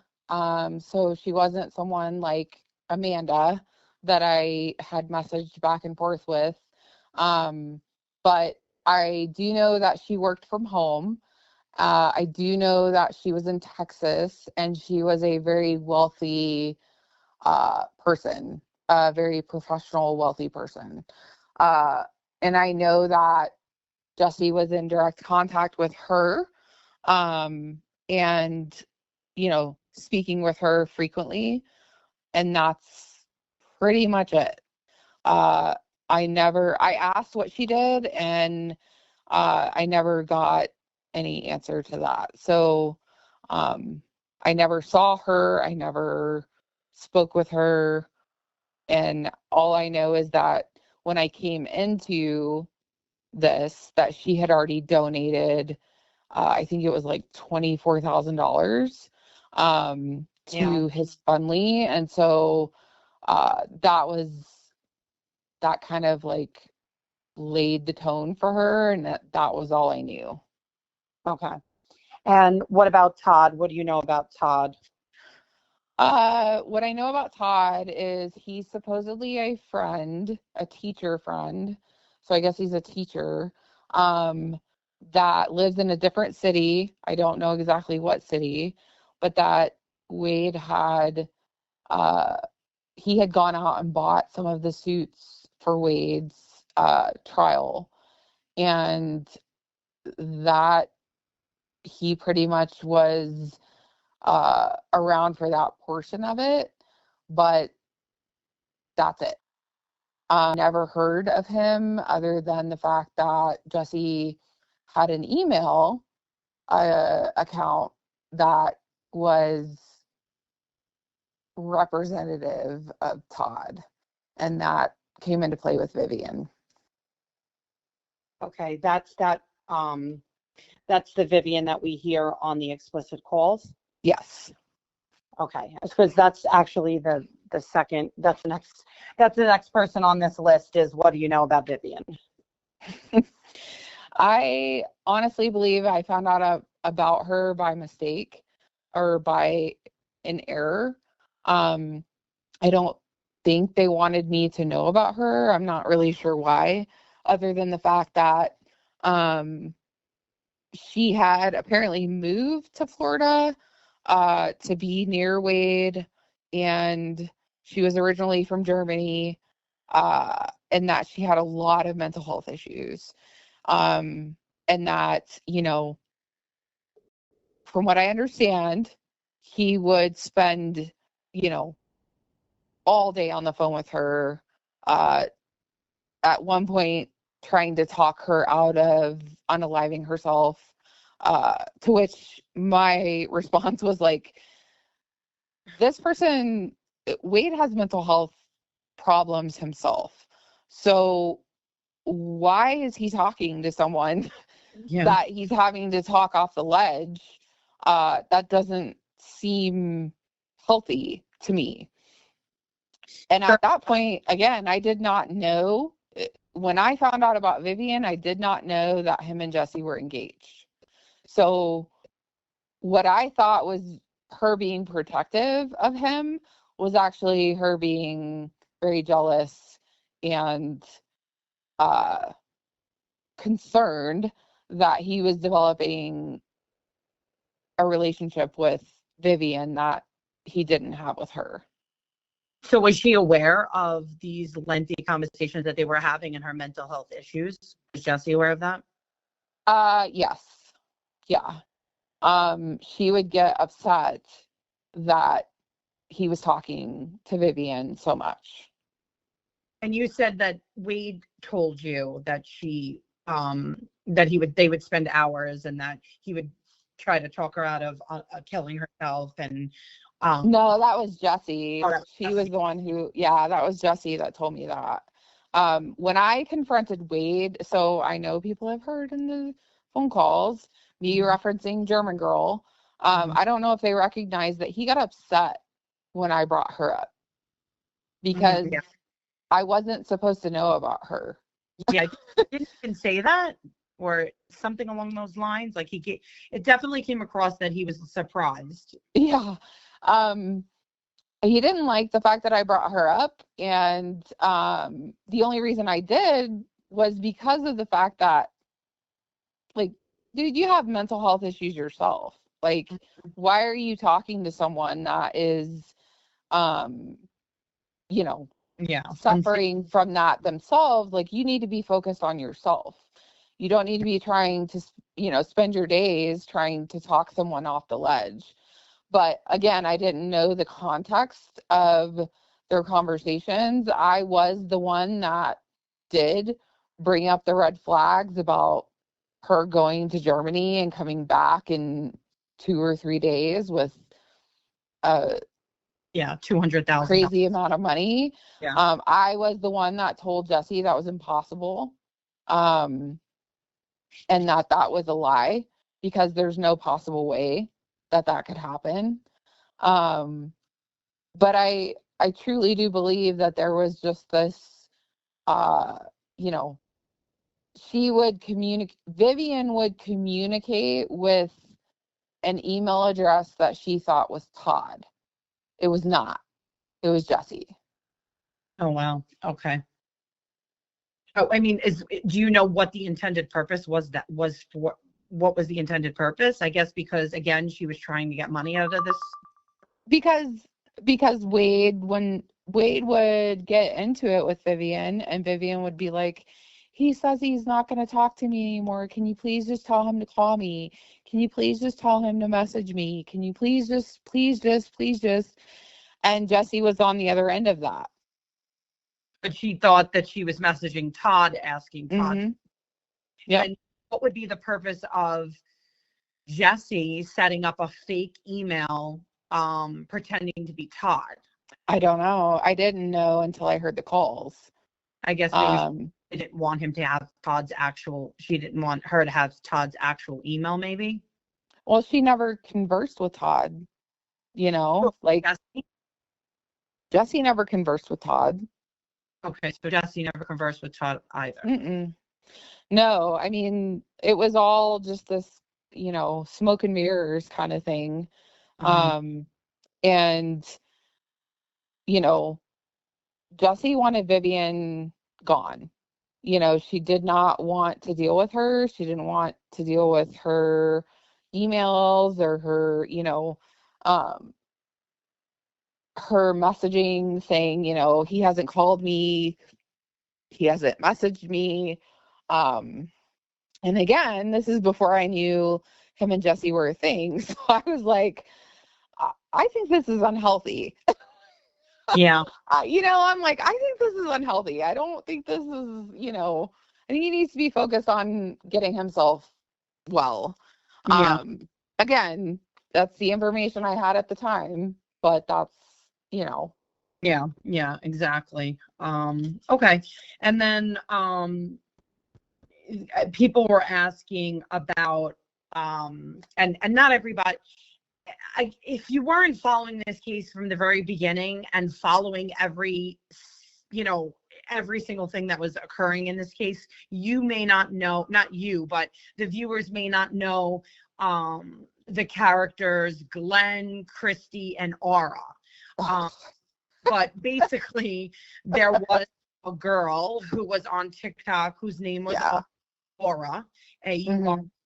And she portrayed herself as somebody who knew Wade from a long time ago. And so she claimed to have been in touch with or was trying to get him help with an attorney.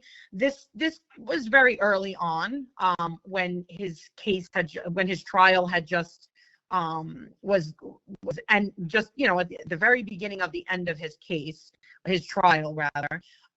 This Aura woman came up on TikTok and was saying that they were friends. So what can you tell us about Glenn, Glenn, Christy, Aura, them being the same person, or what can you shed on that? Yeah, I actually followed her before I ever got on the team because of her, her claims and just, I had kind of watched what she was doing online and right before I ever got involved. And after I got involved, I'm really surprised that Phone Calls from Prison hasn't released this yet, but we actually had a phone call about this. Aura had sent a message via Penmates to Wade, and it basically said, hey, I just want to help. I've contacted attorneys for you, which she did. She did call and she did email attorneys and but at the end of the day, attorneys are not going to respond if you're not associated with the person. So, the fact that she inquired and then they would say, hey, well, he actually has to call us. The bottom line is that she had no connection to Wade. She had never, like, they had never met, they had never dated. Uh, his automatic, but the phone call that we had regarding this was, hey, I got a message from Aura today, and this is what it says.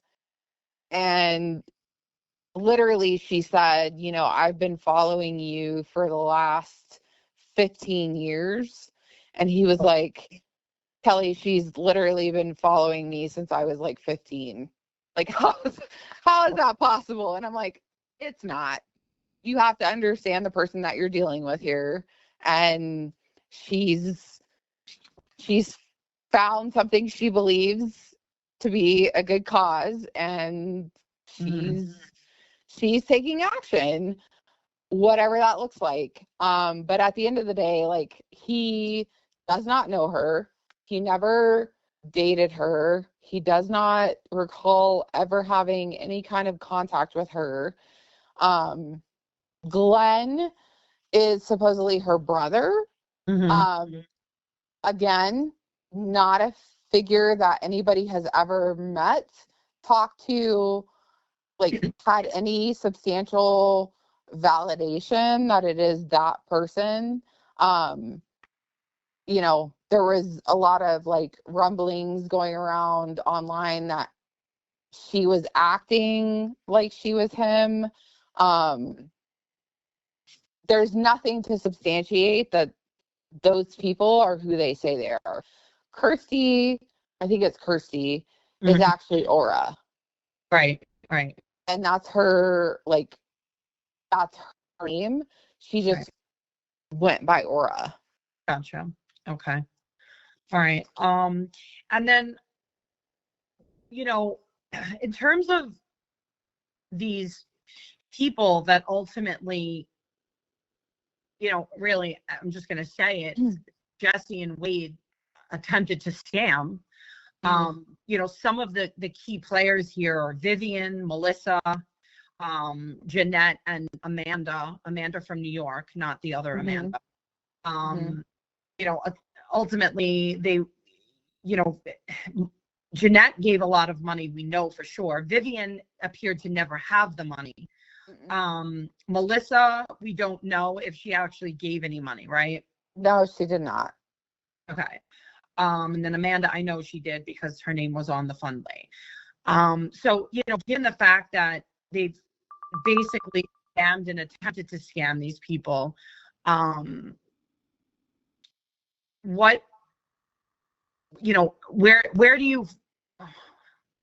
do you feel about that, knowing that now, after the fact, that basically all of these efforts and him listening to Vivian for hours and, all of that, and Jeanette really giving most of the money here, that information that you shared with us, learning it after the fact, were you aware that they were trying to scam them? And if not, how do you feel about that? I wasn't aware that they were targeting people. Like, I knew that there were people who were, involved that were, giving money. Sarah Spring is one of them. There's more than just those individuals, but I was never, aware, nor did I get the feeling that it was like, yeah, we need to, like, really go after these people, or we need to focus in on these people. That wasn't something that I was aware of. Something you were included in, and it wasn't something that was again, that's where it goes back to the Jesse I talked to was not that Jesse. You know what I mean? Like, yeah, she was talking to these women. Like, I will say she was jealous of Amanda. She was jealous of Vivian. She was jealous, but, like, jealousy and then, targeting people for money, And even when like I told her, I was like, there's no way. All right. So now with these key players, at least the ones that we know about, Vivian, Melissa, Jeanette, Amanda, not the Amanda that was on the Fundly and the one that was on the calls. She had obviously made a large donation as well. Did you know what they were doing? Their intention to ultimately scam them? I mean, if we listen to the calls, we know now that that's really what they were doing. They were playing these people. We know Jeanette and Amanda definitely contributed to the Fundly. Melissa, did she ever actually come forward with any money? Not to my knowledge, no. Okay. And then Vivian, I think we heard she actually never had any money. Right? No, I don't believe that was the case at all. So with that being said, and you obviously you heard the calls after we heard them, so you don't know exactly what was going on when they were talking, but did you have any idea that that's what they were doing all along, is that they were scamming all of these people and playing them? No, not at all. I never realized that they were focusing in on certain people.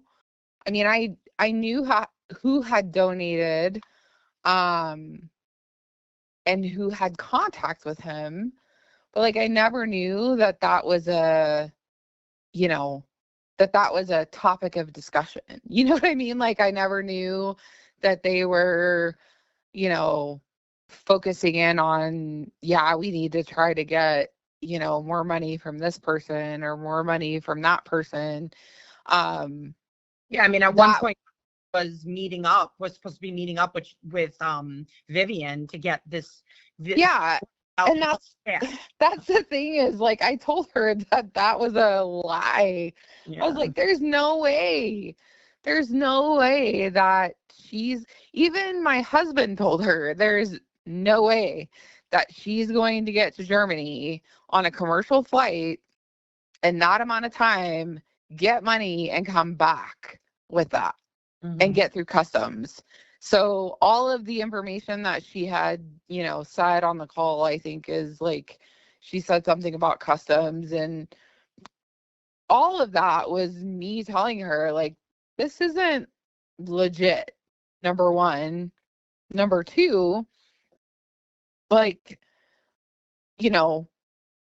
it is what it is. Like, you can't count on these people that are saying, these random things.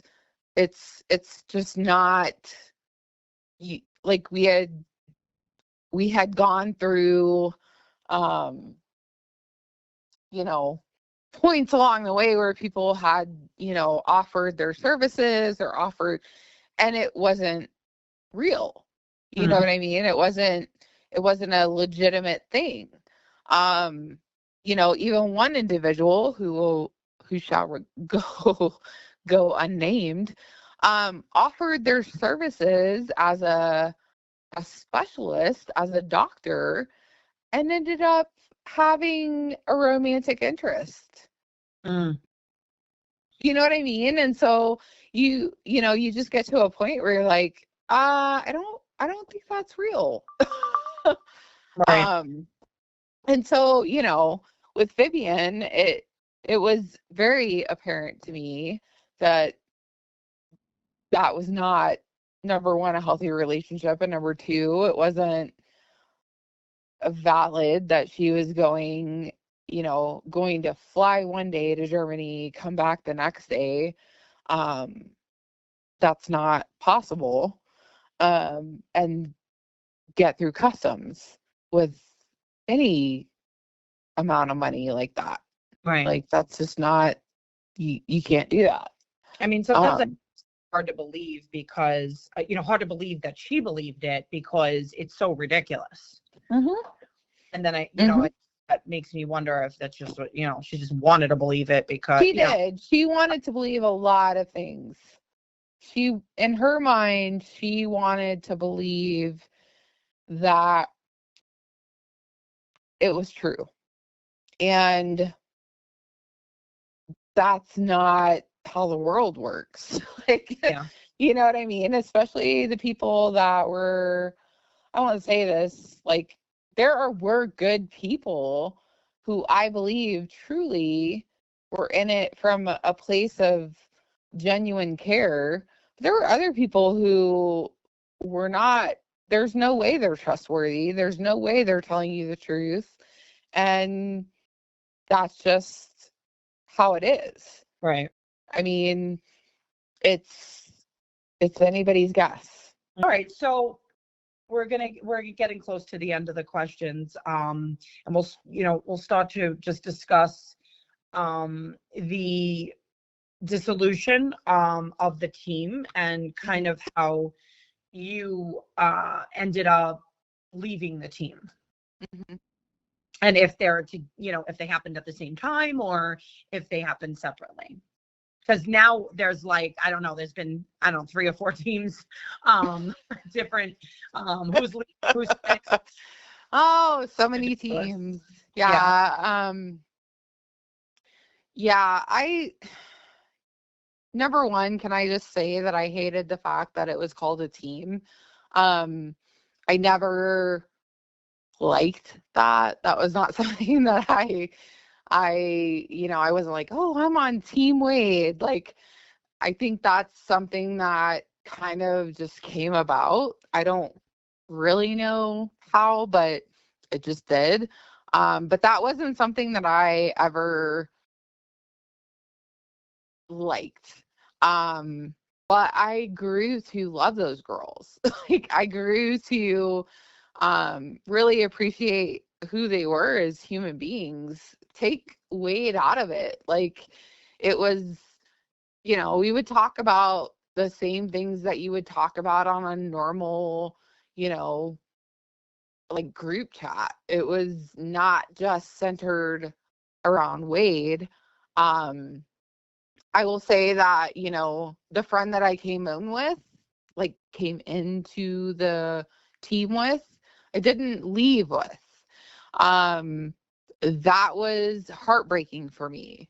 The friend that I made in Jessie, when I was in the team and I eventually parted ways with her, that was heartbreaking because I don't look at it like I was, exposed to these women because I eventually got to the point where I cared about them as human beings. So that part of it was extremely difficult to navigate for me. But, moving from team to team to team, I will say for a good majority of the time, it was me, Jessie, and Val. For the core team, and then there was, the social media team, which, as you know now, Amanda ultimately became a part of, which I love Amanda to death. She's one of my closest friends. My mom became a part of that team. There were people that were in that team that ultimately aren't, I don't identify them by Wade. I identify them by their heart and who they are as a person. It's like Wade equals bad and, non-Wade equals good, right? But these women shared a lot more than just that. And there were women from all over the world, Germany, all over. And that, when we really kind of got going, I will say, is when those women were on board and Jessie, Val, and I were working on doing things that were not necessarily social media focused. Val did have a very big part in social media. But, my intent was moving it forward as a platform. Like, my intent was moving it forward outside of Wade. Like, Wade was a kind of the impetus behind moving to something bigger, if that makes sense. And at the end of the day, like, when I left the team, there were two individuals that were added on to which I had developed a relationship with, and I still see the good in them, regardless of what everyone, may think. Um, they're human beings, and they have interests and loves and things outside of Wade. And I got to know that about them, and it was, something that was it was a connection, And then as the calls continued to come out, it was like, he's accusing me of, like, what did he say? He's like, I think we've been, what did he say? He's like, I think we've been, what was the word he used? Like, it was like in something. I don't know the word he used, but I was like, are you kidding me? Like, this is a joke. Like, this is a joke, because this is not anything that I ever would have done originally. Like, I never would have involved myself in anything like this. And knowing what I know now, it's like, if I could just go back in time and just completely do things over, like, he's like, that's the word, infiltrated. He's like, I think we've been infiltrated. And I'm like, what? And, I let my husband listen to it, and he was like, what? It's like, we were just like dumbfounded, because it made no, it was like nonsensical. It was just so, it was so out of the norm of, possibilities, that we were just like, this is just crazy. All right. Well, we passed a little bit past what we were talking about, so I just want to reel it back in. Your mom, and her getting involved. Are there any regrets in getting her involved? Really, she volunteered to be involved. She was the one that was like, hey, like, I can help, whatever that looks like. She has the time, she has the, the ability. And so, she kind of volunteered herself, and I know she would back me saying that. But do I have regrets? Yeah, obviously. I mean, I remember the first time I ever told her about the trial. I was like, hey, you need to watch this. Like, this is, and when I left, there's a lot of kind of like blurriness around the why. I left because, number one, Jessie was on the brink of, unaliving herself. Two, I left because I couldn't take the stress and the ongoing,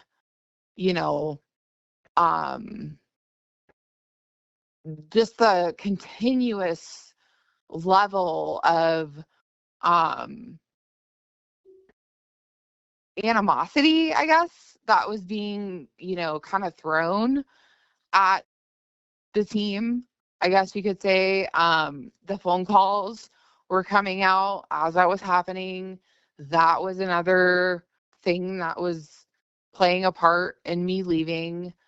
There was just a lot going on. Like, there was so much going on when I just said, you know what, I'm done. Like, I need to take a step back. I'm gonna focus on being here for Jesse. Like, if there's anything that anybody needs as far as like support, I'll be there. But like, I'm not doing anything more. So you Val was, ultimately just like there was no like particular thing. You just ultimately decided to step away. yeah, I mean, like, it was, my mom stayed, as most people know, because my mom has come out and spoken Mhm. against my advisement, but she has come out and spoken. Did she leave first? No, I left first. Okay. Yeah, I left first.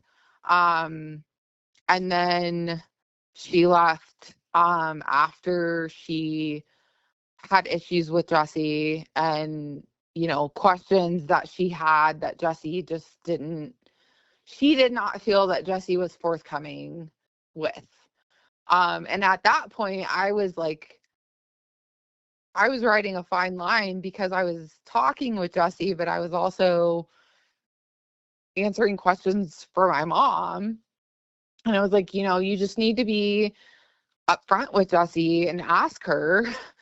And, if you don't get the answer that you're looking for, then that's your answer. Like, you just need to leave. And so I had left a couple of weeks before my mom. My mom decided to go public on a platform that I don't condone. But she did, and that's her choice. And I get it, because she's very emotional and she wanted to clear her conscience, and she did what she felt like she needed to do. Again, it's not on a platform that I would have suggested her to do that, but she did. And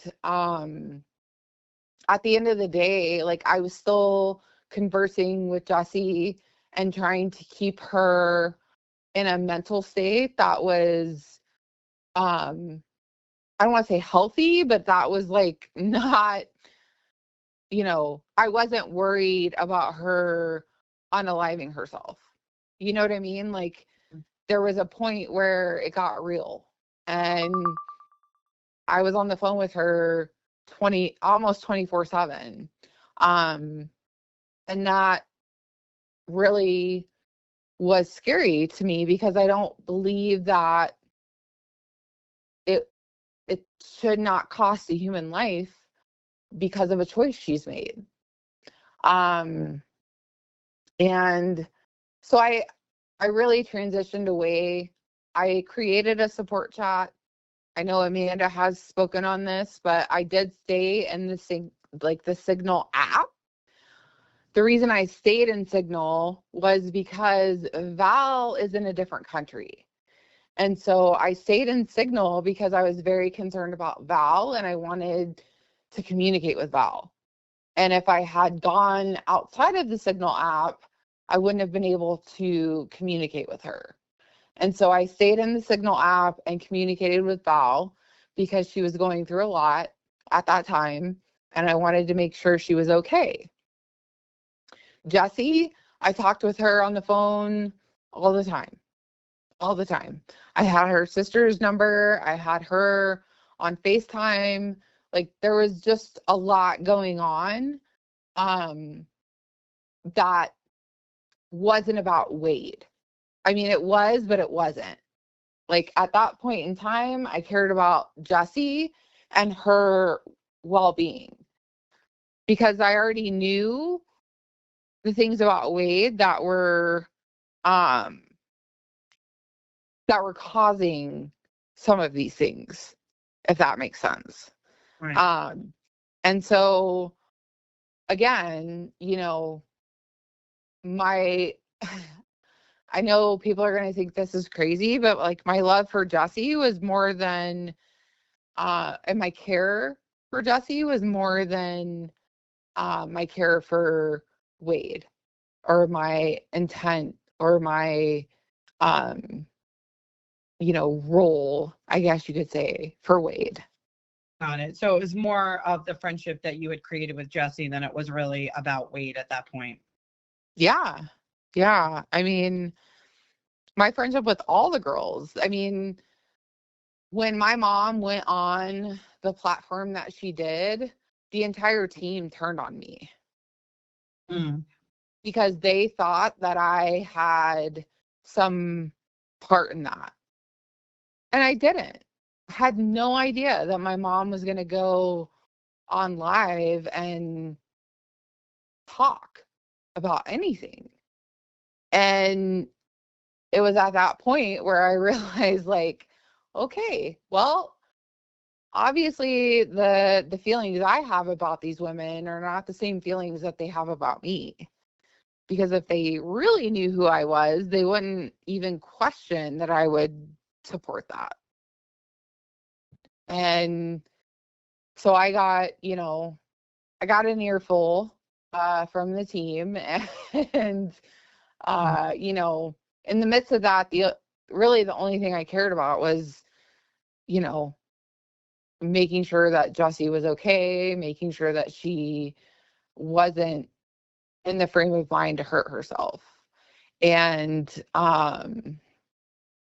at the end of it, when we like stopped talking, I think it was, it was the first phone call that came out with me, which surrounded Ari, of course. And it was where I basically had like a 2-minute conversation with him where I said, you need to call Shannon.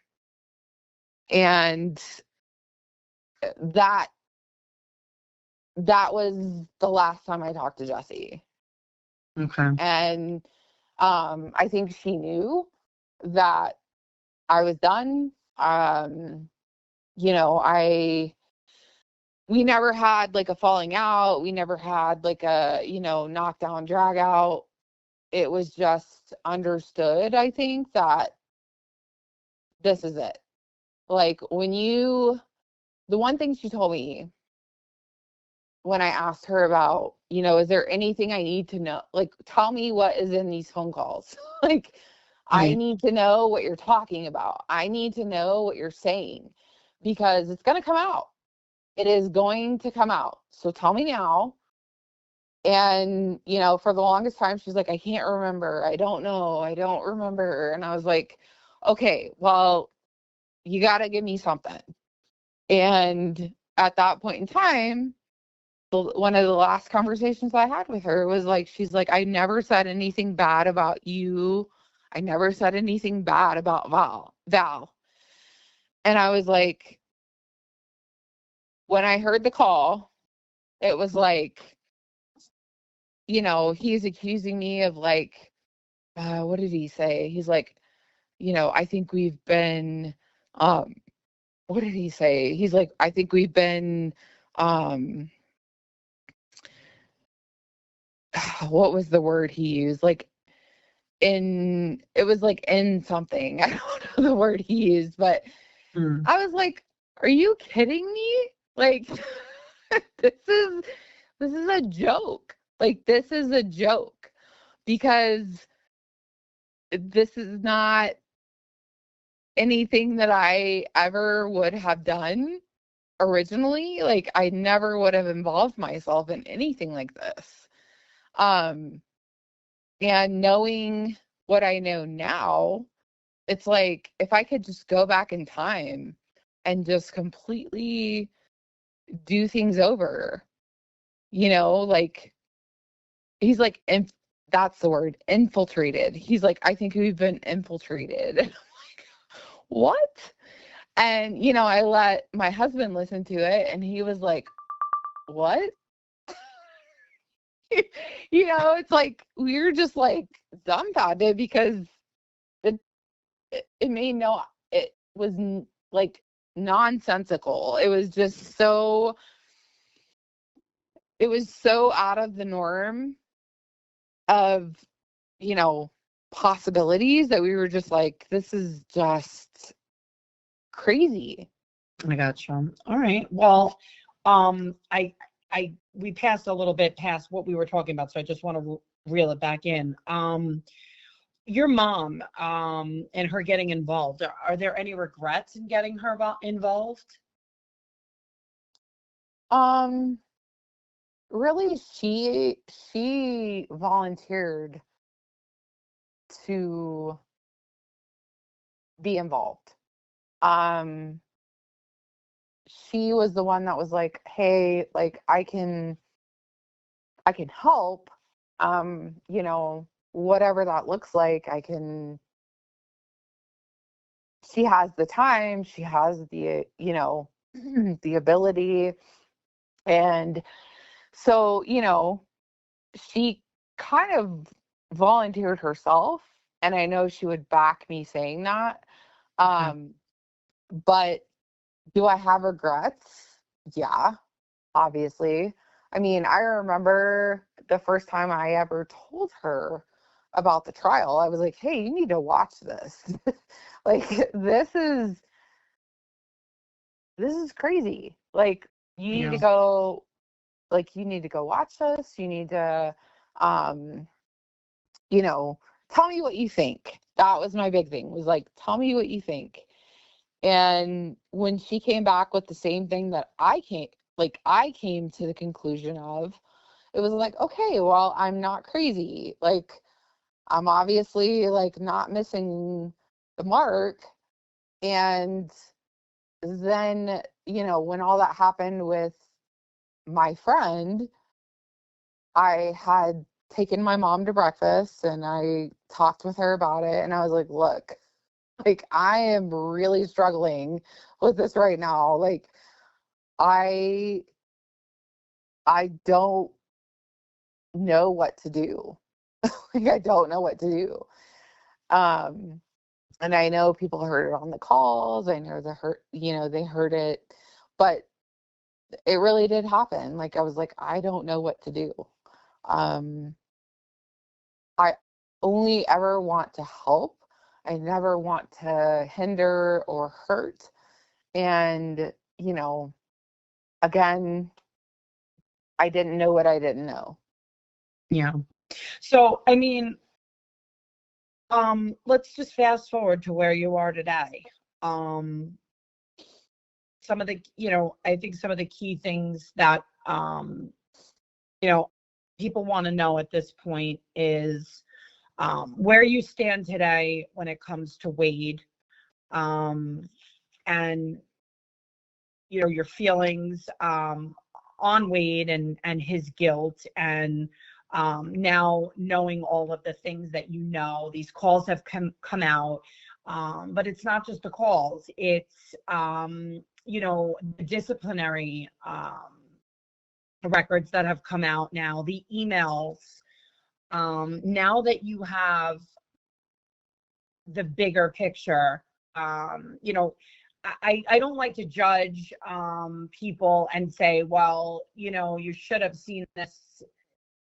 It's not for me to judge. I have my feelings and everybody else has their feelings. But I think now we can say we don't know everything, but we know a lot more than we did when we started to watch this trial in June. So now that we know what we know, what all of us know, what is your feeling on his guilt?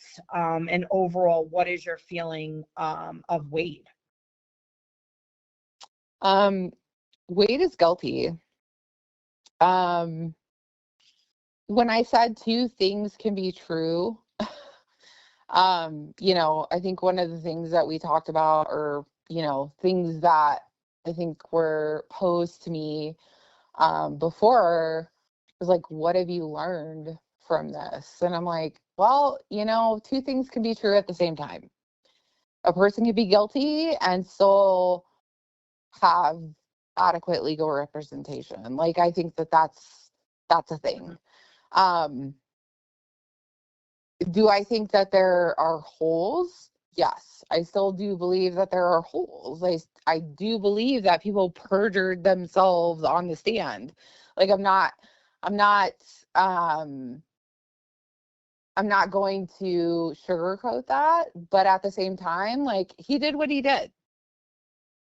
He did what he did, and based off of the unmedicated Wade that I know, it is a possibility that he, again, combined with whatever illicit drugs, whatever, yes, I believe that it is extremely possible for him to have done these things that, they're unspeakable, and they're just earth shattering for the families. But it's definitely something that I don't believe that he's come to terms with. All of these phone calls that have come out that, he's speaking about things, and he's talking about all of these things. I think that in his frame of mind, he does that, but it's not, it's only surface level. Like, it's not it's not something that he truly has accepted in his own heart.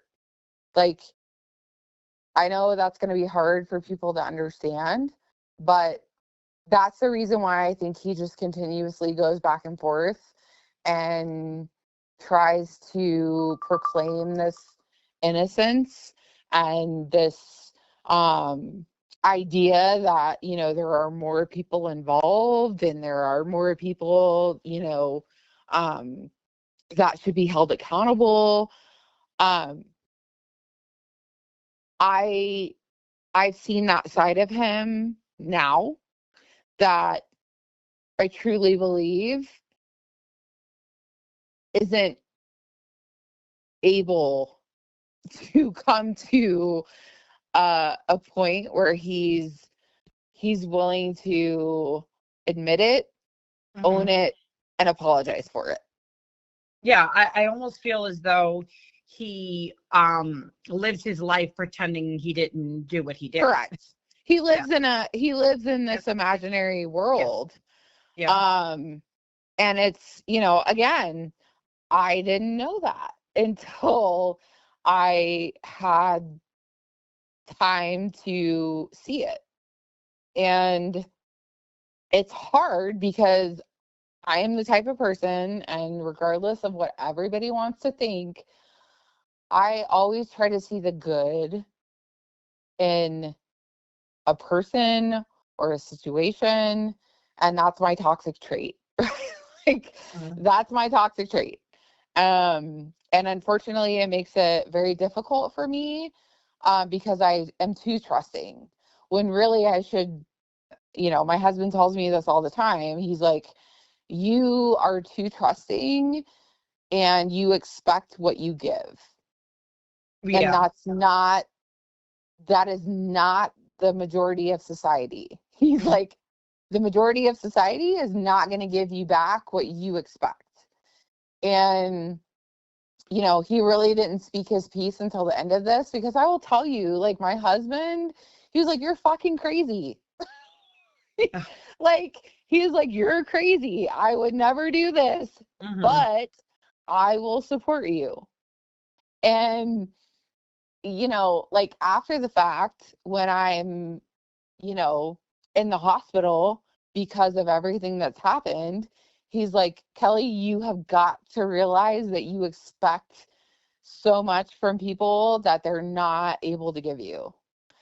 And that's Wade.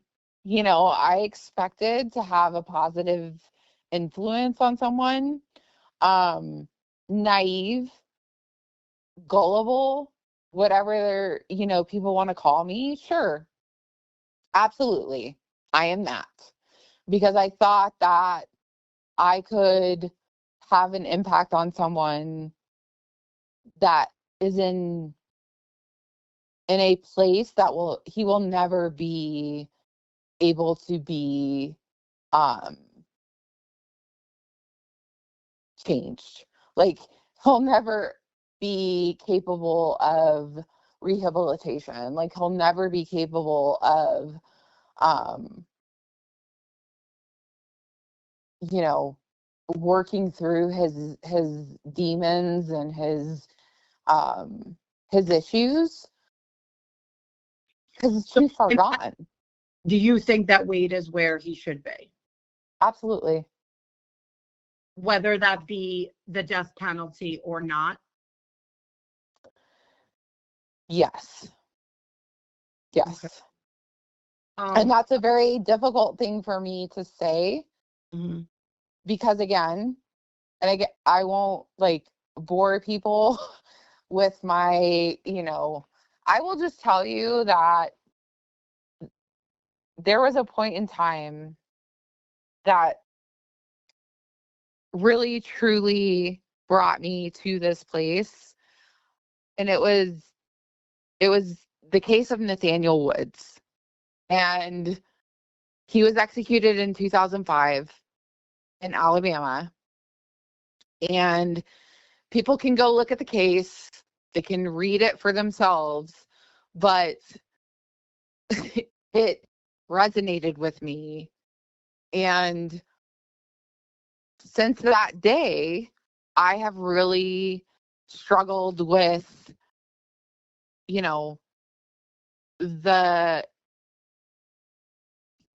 the impetus behind the death penalty, all of those things, right? And I think that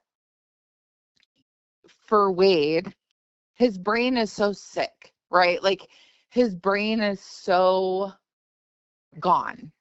And I have the receipts. Like, I don't need to guess. I have the receipts. And he's in a place that can keep him regulated on his medication and to live out his days as best as possible and not hurt anyone else. Right. And that's Society. yeah. And that's unfortunate in my, experience, because again, I approached this from a place of, like, I don't believe that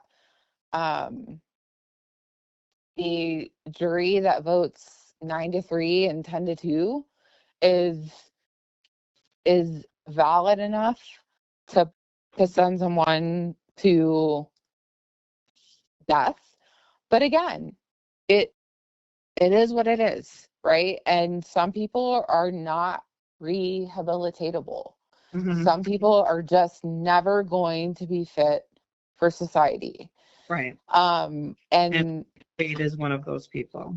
And Wade is one of those people. And that is unfortunate, because, and regardless of what the world wants to believe or bash me for, like, I have a son.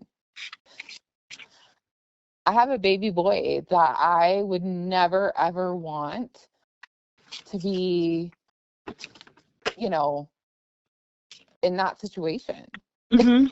Yeah. And, I think as parents, we look at things a little bit different.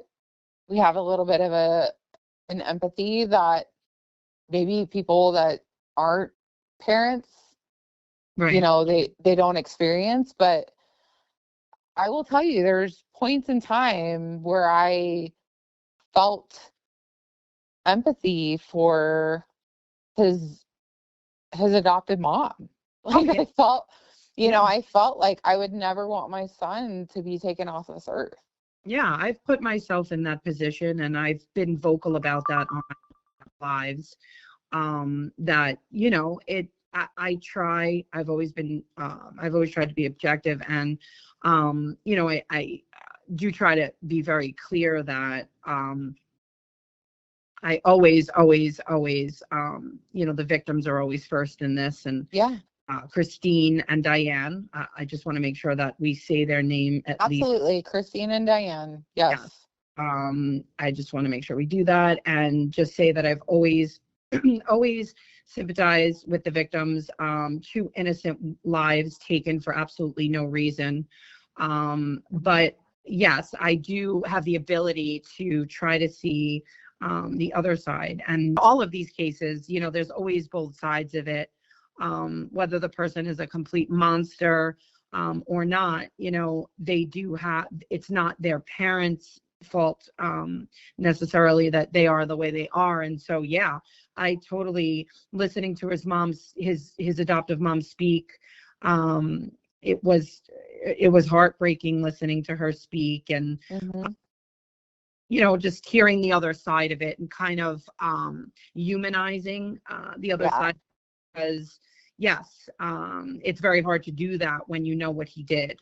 Yeah. And he, he, I think he knows.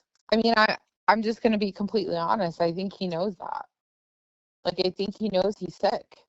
Yeah, he can't help I it. think, Like, when he talks about his mom and how he can't even have the ability to have those feelings for her, mm-hmm, I think it's very clear that he's aware that something's wrong, mm-hmm. but can't figure it out. So, Yeah. but anyway, I don't want to get off topic. We're just about to wrap it up. I just Mm-hmm. want to ask you two other questions, and then we're going to wrap it up. The one question from the viewers was, have you looked into any other death penalty cases? Was this your first case? And it's a 3-part question. And do you plan on working on any other DP cases in the future? So was this my first case? Yes. I mentioned Nathaniel Woods, because that's initially what sparked, I think, my interest in just death penalty in general. If you look at his case and the facts that are just so profound, it's extremely sad. Like, it's an extremely sad case Mhm. that he was executed after, multiple people had come forward and said, like, he did not do this. Like, Right. he did not. He had a plea deal that he turned down on, unfortunately, what was inadequate, or I guess misadvice from his lawyer. But at the end of the day, the prosecution went for him being essentially at the head of all of it and gave him the death penalty. And that initially is what sparked my interest in looking at the death penalty and just really our system. And that he was convicted in 2005. And as far as, my involvement, I never really truly wanted to get involved until I could be at a point where I could actually publicly do something, whether that be advocating, whether that be speaking on it, whether that be, I don't know, being some kind of public voice for it, which I Mhm. knew I couldn't do at the time. Like, that wasn't something that was an option for me. So with this, it kind of to me, and again, at the time, it seemed kind of like, you know, divine intervention, that I had a friend that was speaking with him, and this was a death penalty case, and she wanted to create a platform. I, had talked with Jesse about creating a platform, and I was like, okay, like maybe this is the way we are going to do this.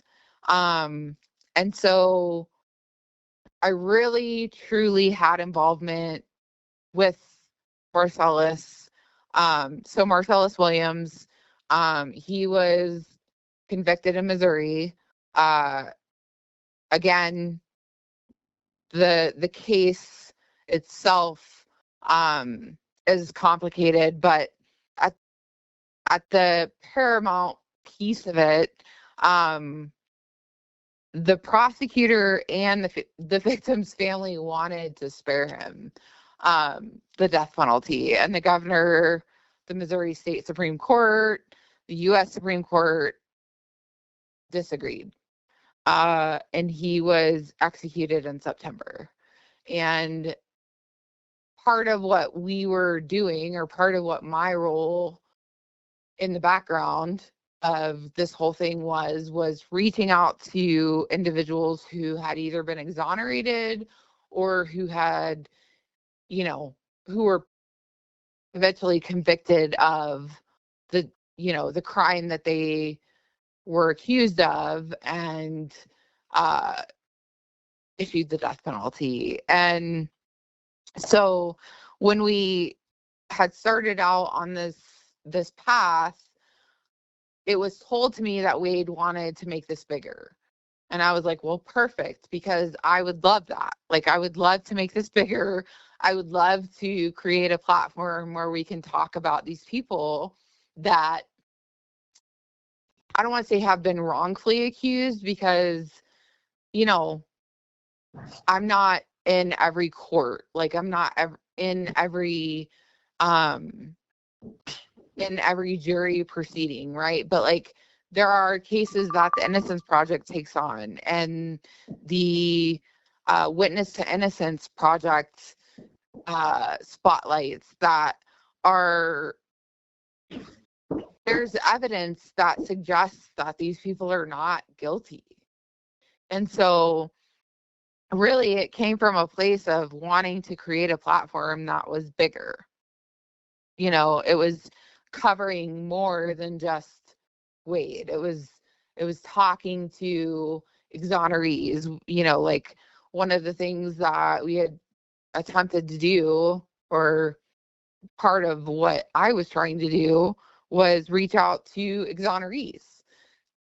There were individuals that, like Chad Hines, Clemente Aguirre, I can't say his name, Aguirre, Kirk Bloodsworth, like people that we wanted to talk to and find out the pieces of their case that really and truly were not aligned with a true death penalty verdict. You know what I mean? And so those things, like, I can't explain to people. I can't give everyone what they want in the realm of my involvement in death penalty cases, or my involvement in certain instances of people being, people being, found guilty and then given the death penalty. But I will say that this was the spark of, for me, a movement that I thought was important. And come to find out, that was not the case. And that's the heartbreaking part for me, is that I really and truly saw this as a thing that could be built upon. I saw it as something that it didn't matter if it was Wade or, anybody. So Kelli, I think we're going to wrap it up here. Just last question or last thoughts. What was your biggest lesson in all of this? Regrets, lesson. What's your last thoughts on this? I think that one of the things that really kind of stuck out to me was obviously two things can be true at the same time. A person can be, guilty of something and still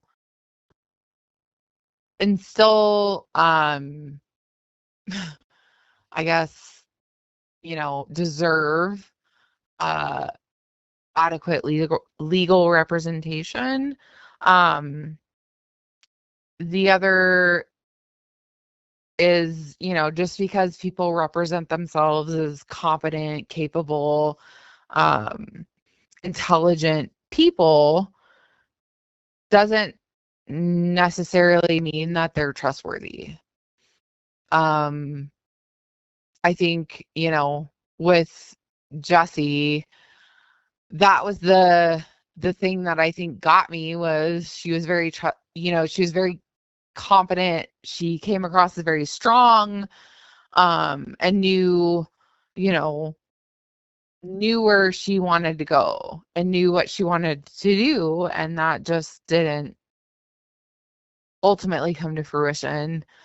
And then I think trusting my gut, but also remembering the logic. Like, I have a hard time with reminding myself that, like, just because I want to help someone doesn't necessarily mean that I need to get involved to that extent. And, this is this is a life-altering event. Even though it was 2 months of my life, it's changed my life forever. And that's difficult for people to understand, but it's something that I deal with every single day.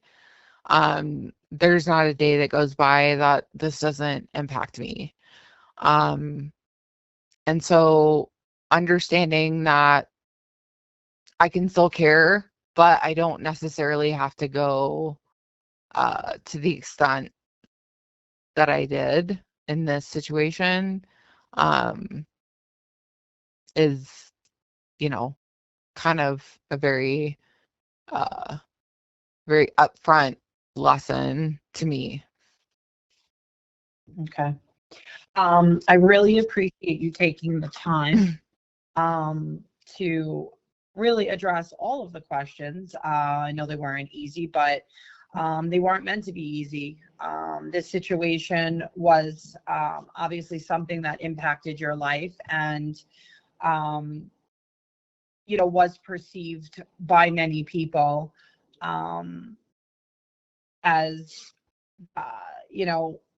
it was not perceived in a great way, let's put it that way. And Yeah. so I think it was necessary for people to hear your voice and hear what you had to say. And so again, thank you for doing that. People are going to perceive this interview however they want. We get that. And I get that. And she gets that. And hopefully it cleared up questions that people had. She really didn't have to answer anybody's questions. She could have just, stayed quiet. But I think that you've expressed to me that it was important that people, your character, because you do pride yourself on the person that you are. So with that being said, did we cover everything that you wanted to cover? Just give you one last opportunity if you wanted to say anything else. If not, we'll just close out. I think so. again, like you said, I know people are going to take things, in whatever way that they will. But I will say that, um, I I don't appreciate, um, I never wanted anybody to speak on my behalf. But I definitely understand, why my mom came forward and spoke, because I would do that for my daughter in a heartbeat. Right. Um, but the, you know, just the hatred and the viciousness of, you know, um, of that, and the bullying and the um just the negativity is just so harmful. Like, I hope no one ever is in a place where they've made a mistake about something and then is crucified for it.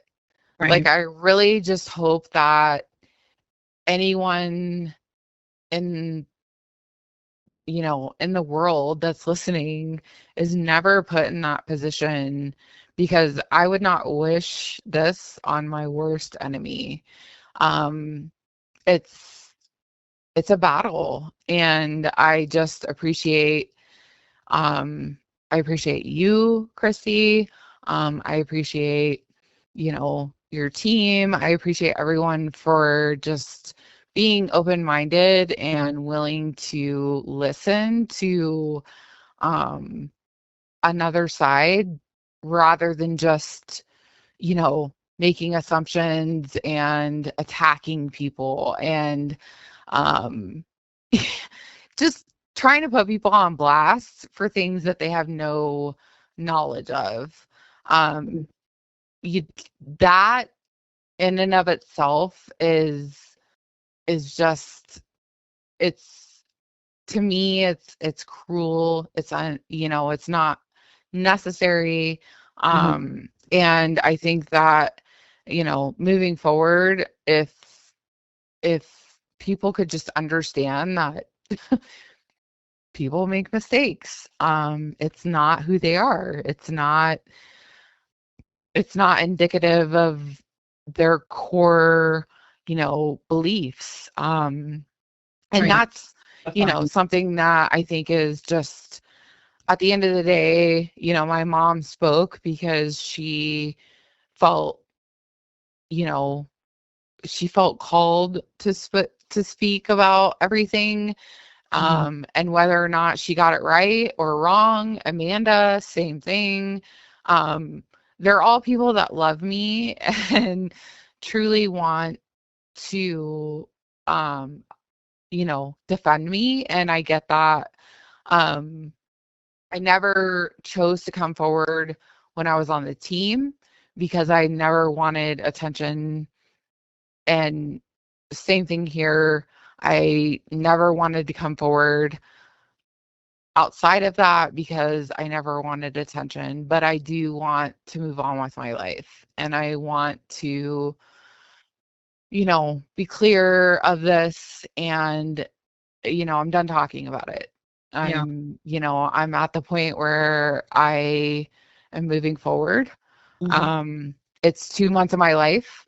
It doesn't define who I am, and people who know me are, the prime candidates to tell people that they are making inaccurate assumptions about me.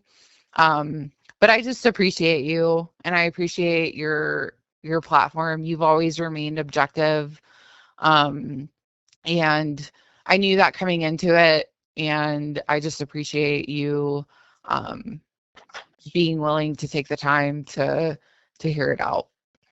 Sure. That's just kind of the direction that I wanted to go on this platform.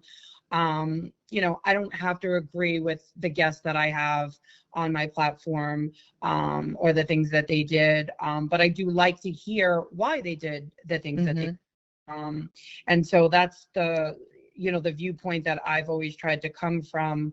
And I think that you know, there's a certain level of maturity that comes with being able to be objective. Mm-hmm. I think it's just important to stay classy. You know, listen to what people have to say and hear them out. And, you know, even sometimes when you hear them out, you don't necessarily agree with everything, but I just wanted to be able to provide that platform where I can hear both sides of a situation. And I am a believer that, yeah, people do make mistakes. They are entitled to have their voice be heard as to why they did that. And, you know, I agree that people are entitled to not agree with it and still not be okay with it. That's okay. Mm-hmm. But, you know, I just don't agree with the, you know, the nasty behavior, the bullying, the internet, Mm-hmm. all that. I've never been a believer of that. I'm not okay with it. And so, yeah, that's just my stance. That's the way I want to go. I mean, as my listeners know, and as you know, I'm new to this, and you know, that's maybe a different direction than a lot of people, but that's just the direction that I see myself going in right now. And Mm-hmm. yeah, so that's all I have to say about that. And thank you for your time, and thank you everybody for listening, of course, and you know, being here and growing with me as I continue on this journey. So thank you again, Kelly, and have a great night, guys.